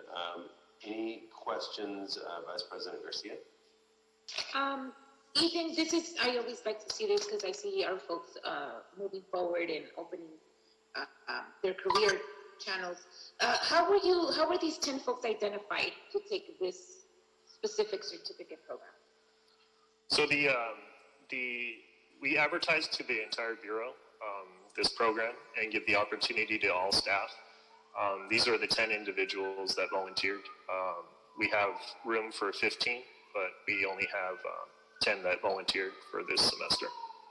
Okay. So it's a volunteer. So if I was an engineer and I wanted to take this, I can officially just say I want to take it and will be part of the program. Okay. Right. Yep. Okay. And the employee takes it, the BOE employee takes it for free, gets the classes and certificate for free. Correct. Okay, that's all for me. Thank you. The BOE professional development is what we're talking about. Right. Okay. It's really good that you do that. Thank you, Vice President Garcia. Any questions or comments, President Pro Tem Davis? Yes, I wanted to ask, it's an open invitation for different members. Do members have to be in a certain category or division of the Bureau of Engineering, or just an engineer in any other area? If I wanted to, for example, be cross-trained, let's say I'm in some other structural engineer, but I wanted to get this environmental skill, would I be open as an engineer in another division of the Bureau to also be eligible to partake of the training? Yes, you would. This is open to all classifications. So even like some of our administrative staff have taken classes in this before. Well, I'm an advocate of this, and I think that it's wonderful when our various bureaus are able to collaborate with academic institutions in our county to help provide the training for our staff. And so again, I strongly support this, and I'm very glad to better understand Commissioner Garcia's question in terms of how we go about getting individuals to participate. And then number two, even equally pleased to know that you can be cross-trained even if you're in another division of engineering, that you have the opportunity to grow and to develop. So for that reason, I support this effort. Thank you, President Pro Tem Davis. Commissioner Villegas.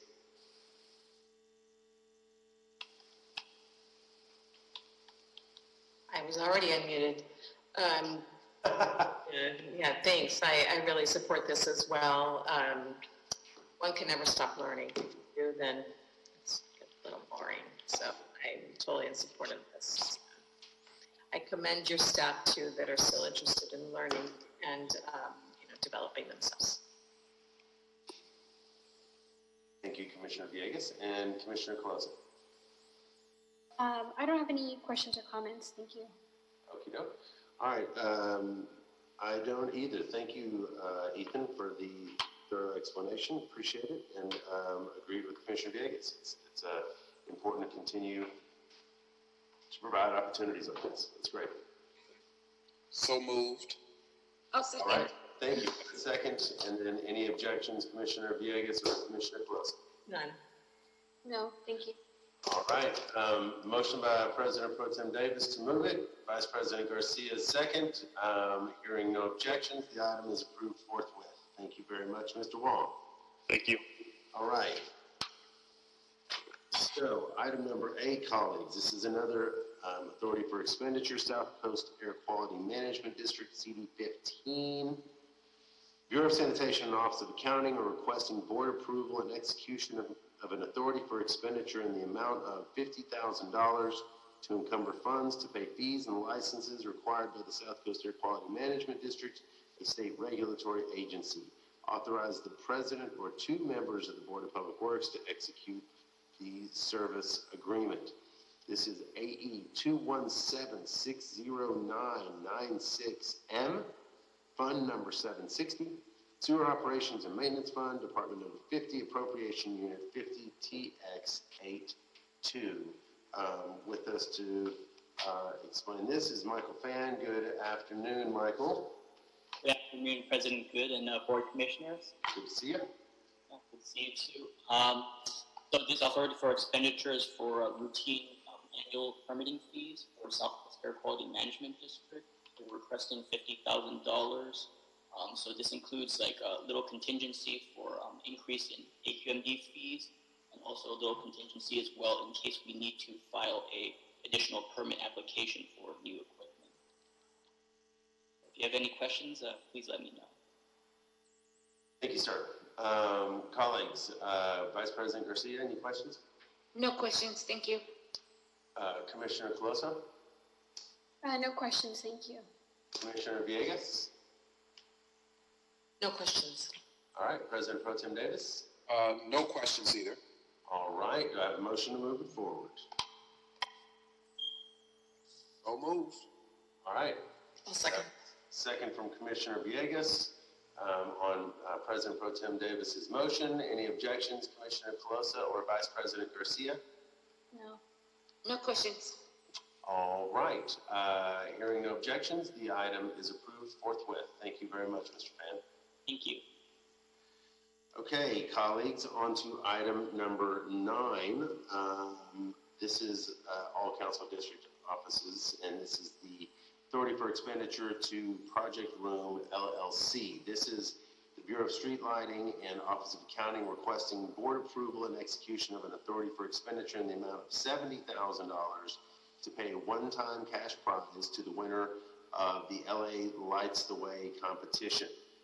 This is AE 218-401-91M, Fund number 100, General Fund, Department number 84, Appropriation Unit 006010.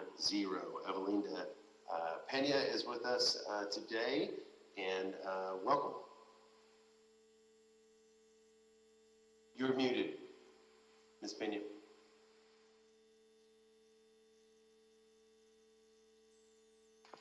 There we go. Hi, good afternoon, President Good, Vice President Garcia, Commissioners, and everyone that's present. On behalf of the Bureau of Street Lighting and Office of Accounting, I'm here to request board approval and execution of an authority for expenditure in the amount of $70,000 to pay a one-time cash prize to the winner of the LA Lights the Way competition. In November 2019, the Bureau of Street Lighting, in collaboration with the Mayor's Office, launched this international competition in search of a new Los Angeles standard street light design. The goals and objectives of the competition was not only to select a design that would provide lighting for the public right-of-way, but that it would also be flexible in accommodating future elements such as EV charging stations, 5G technology, the installation of an LED strip that would allow color-coordinated displays to mark important events, a design that would also address climate change, and at the same time be aesthetically pleasing such that it would flow with our city urban landscape. A jury panel of 6 members, one of our panelists was our Vice President Aura Garcia. Another panelist I would like to mention was Mayor Eric Garcetti's Chief Design Officer, Christopher Hawthorne. And on a side note, we also had a pro student in high school, and our Commissioner Jessica Flosa was also a panelist for that category. All the panelists worked very hard and diligently to select a design for our city's new streetlight pole. The design selected is by Project Room, and they named the design the Super Bloom. And at this moment, if it's okay, I would love to share my screen for the commission to see what the selected design looks like. Please do. Let me see. Does Dr. Campos need mic to, or do you have the? Oh, okay. Ms. Pena, or Tom? Can you see the screen? No, I think we need Dr. Campos, who stepped away for 2 seconds. Oh, okay. Continue to dazzle us. Oh, okay. Well, what I can say is that this award amount of $70,000 would be funded by the Street Lighting Maintenance Assessment Fund. At the time right now, we are working, trying to partner with the Bureau of Engineering, Structural Engineering Division, so that we can work on the structural components of this pole, so that we can move forward with manufacturing. And we're very excited. This design will not affect the historical streetlights that we have in place within the city. And so the way we would phase I don't know, can you guys see me? Yes, we got you. Yeah, we can see you. Oh, okay, okay. So these lights would be phased in as we replace knockdowns, and we would be looking for corridors where we can also install this brand new light, but it won't affect the historical lights that we have within our city of Los Angeles. I would like to comment once I share the slide. The Super Bloom, it's called this because it's composed of 7 poles, such like as a flower bouquet. Each stem has a flower. The Super Bloom, the 7 different rods will give the opportunity to add an element to the structure, whether it be to install a shade or a pedestrian light or one of the other elements that we were looking forward in the design, such as like a place where we can also connect a banner, also a solar panel, and all these other items. I have a slide that will also show that all the items that we were trying to address as well, that this design did address. So, are we ready to share? Yeah, Dr. Campos is back with us. Dr. Campos. Yeah, absolutely. I'll walk Ms. Pena through the process. Evelinda, if you can hover towards the bottom of your screen, you should have a toolbar at the bottom that says Participants, Polls, and Share Screen. Do you see that? Is it that green arrow? Yes. The green arrow? Click on the green arrow that says Share Screen. Okay. And then it's going to ask you permission.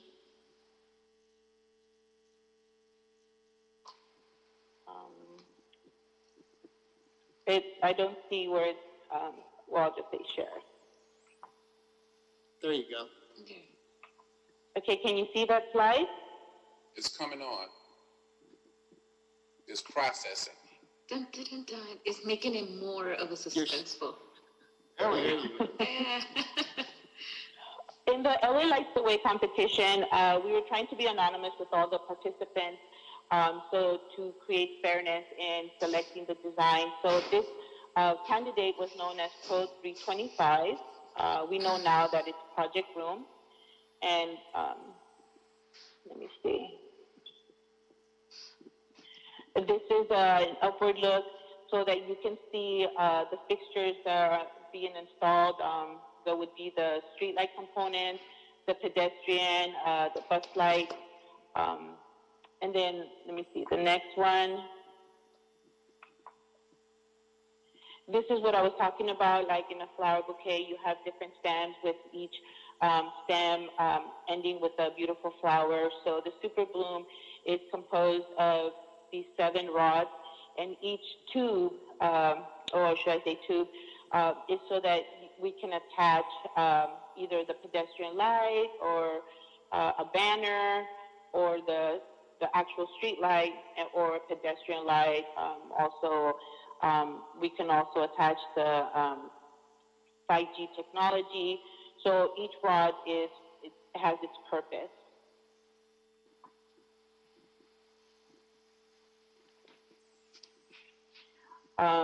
This slide shows how, like a profile of this selected design, where you have the base condition, you have the different colors, so that as you go higher in the height of the pole, it reinforces and it holds the rods together to the maximum point where you can actually have the arms for the street light. This is just an up-close look. The competition was focused on the actual pole, not necessarily the luminaire, which is the glow drop that you see here in this image. It has, we are going to make sure that the luminaire that is selected will use IES standards such that we will minimize any light pollution, and we would address all restrictive our parameters to make sure that we provide lighting for a roadway and not have any light pollution by following the IES standards.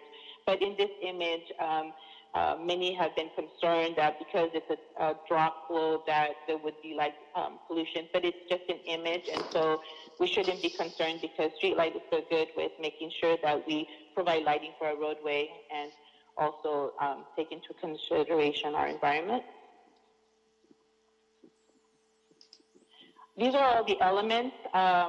It's like the toolbox, that's what they call it. You can see the shades, the different options, the pole cap, which would address the LED color fixture. You can see also the attachments for solar panels, the CCTV, maybe a clock, if we ever decide in the community they would like to know what time it is. That can also be an item that can be addressed and attached to the street light. They also took into consideration the design of even attaching a bench for bus stop locations. This was an assimilation from Project Bloom of what it would look like once it's installed within our city.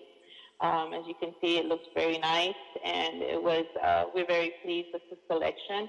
And so, having said that, I hope that the commission, the board is pleased with the selection and will approve our request to execute the authority of expenditure for the winning design. Thank you.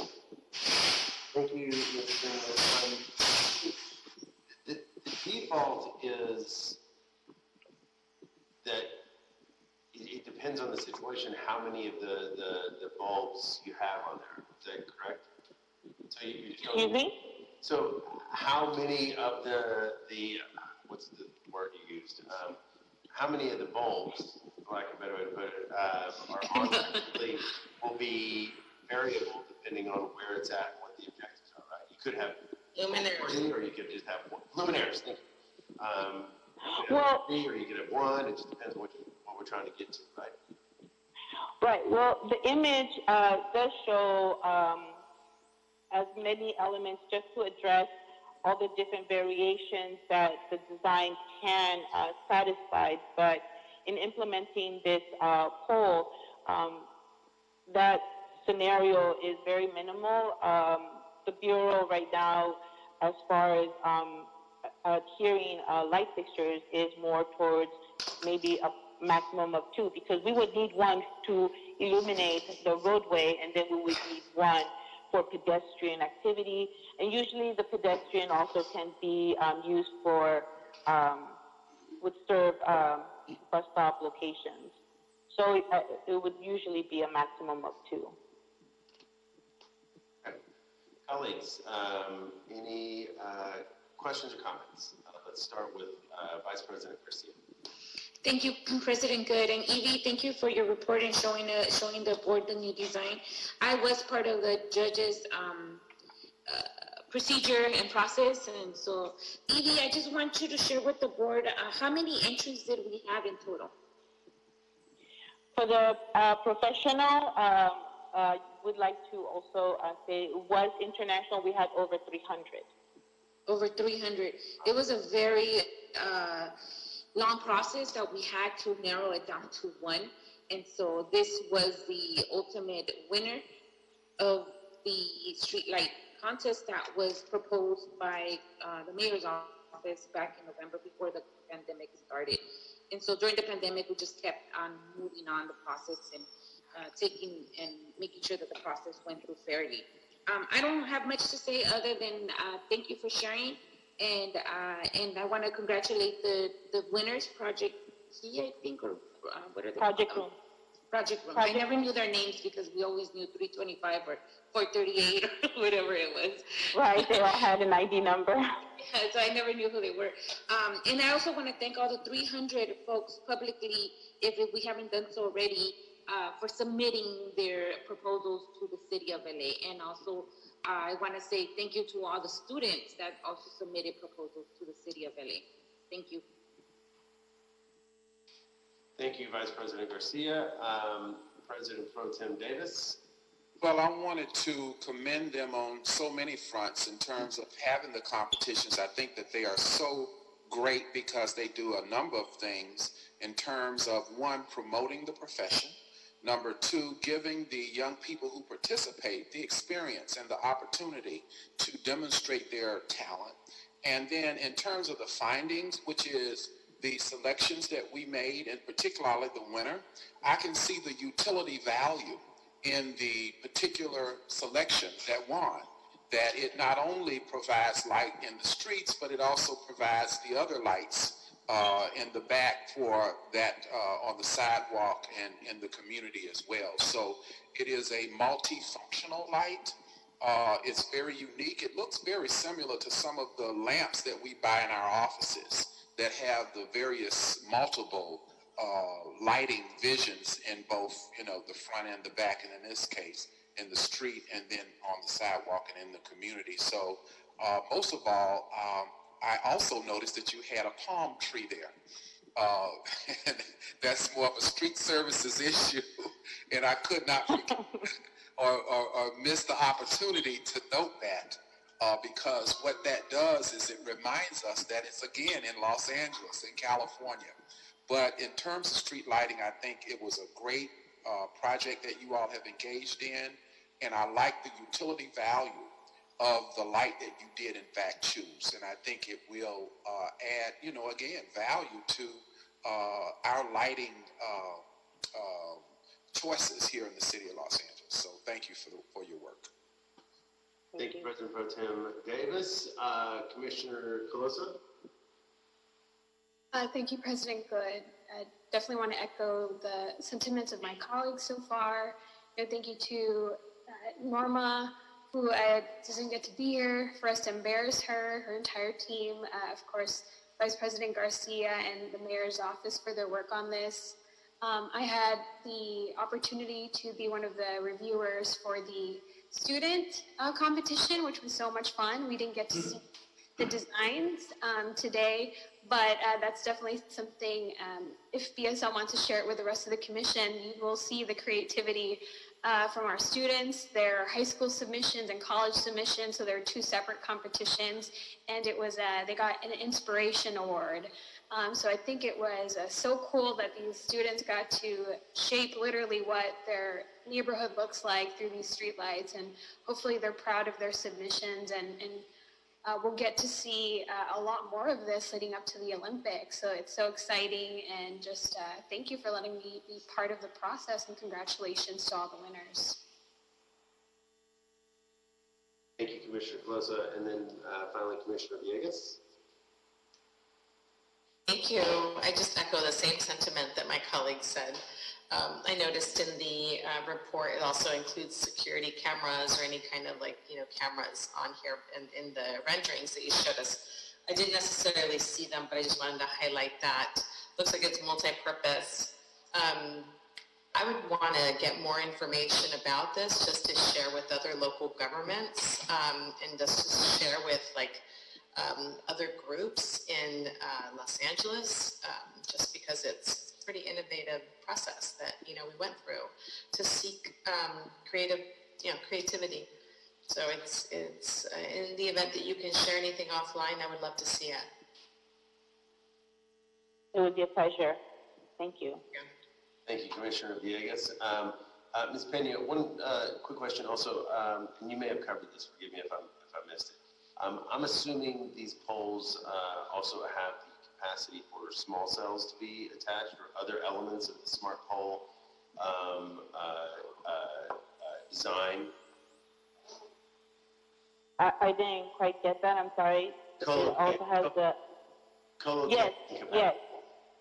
Yes. When that would be our 5G. That is co-location. It's for that element. Yes. So it does address that. Great. Okay. Thank you. Because that's obviously something that we're all working towards as well. I would just also congratulate Project Room on their victory. One thing that I think we also would want to note is that Project Room is a local business. So in an international competition, poetically and elegantly, not to be a homer, but I think it's a nice outcome that a local company represented itself so well. So congratulations to Project Room. Congratulations to all the applicants. Thank you, Vice President Garcia and Commissioner Colosa, for your efforts on this. And thank you to BSL and the Mayor's Office for their great works. This is fun, and they look really cool. So I would gladly entertain a motion to move this item forward. I move. All right, Vice President Garcia, do I have a second? Second. Seconded by both President Pro Tem Davis and Commissioner Colosa. Any objections, Commissioner Villegas? None. All right, hearing no objections, the AFB for Project Room's award is approved forthwith. Thank you so much, Ms. Pena, and thanks for the great work. Thank you. Thank you very much. All right. Lastly, colleagues, we have an oral report from a host of folks. Our monthly status of contracts expiring within 90 days. Greg Vandergriff from BOE, Monica Shelton Frierson from BSS, Shoots LA, Nancy Lanton from LA Sanitation, and we have no report outs from BCA or BSL. They have no contracts expiring within 90 days. So if we're all together, I might make you all pull sticks, but I think what we'll do is we'll go ahead and start with Ms. Shelton Frierson. Okay, can you hear me? Yes, ma'am. Okay. So, again, my name is Monica, and I'm representing the Bureau of Street Services. And I'm here to basically let you know that we have two contracts that are due to expire within the next 90 days, and that's effective for September. And the two contracts that we have, one is the Wilshire Miracle Mile, and that particular contract is going to expire October 31st. However, what we decided to do on this particular particular contract is going to take care of the work in-house. So instead of continuing the contract out with, or trying to go back out to bid, we're going to do the work. And then the other contract that we have expiring is for Clean Harbor. And that particular contract is for the routine and 24-hour emergency response hazardous waste management service. And that's going to expire November 1st. But what we're doing is we're working on doing a contract amendment. And we're going to be piggybacking from the Bureau of Sanitation. And we've already started that process. Okay. Well, Monica, what's the contract for Wilshire Corridor? Wilshire Miracle Mile, that would be Far East. Far East Landscape and Maintenance, Inc. That's the company that's currently doing it. Okay. Didn't we just approve that? Yes. Yes. So that contract is expiring already? Yeah, see what we did when we came before we came to you because we were doing assessments. Oh, that's right. We re-upped the assessment. That's right. Okay. Sorry. Thank you. And so now this will be, that contract will expire and there will be an RFP to handle. Well, no, we're going to do it in-house. Oh, you said that. I'm sorry. Forgive me. Okay. That's, thank you for that. Wrong meeting. Apologize. Okay. All right. Thank you. And let's hold our I just broke this rule even before I said it. But, let's hold questions, colleagues, until everybody gets through, if that's okay. And I apologize for preemptively breaking my own request. Mr. Vandergriff.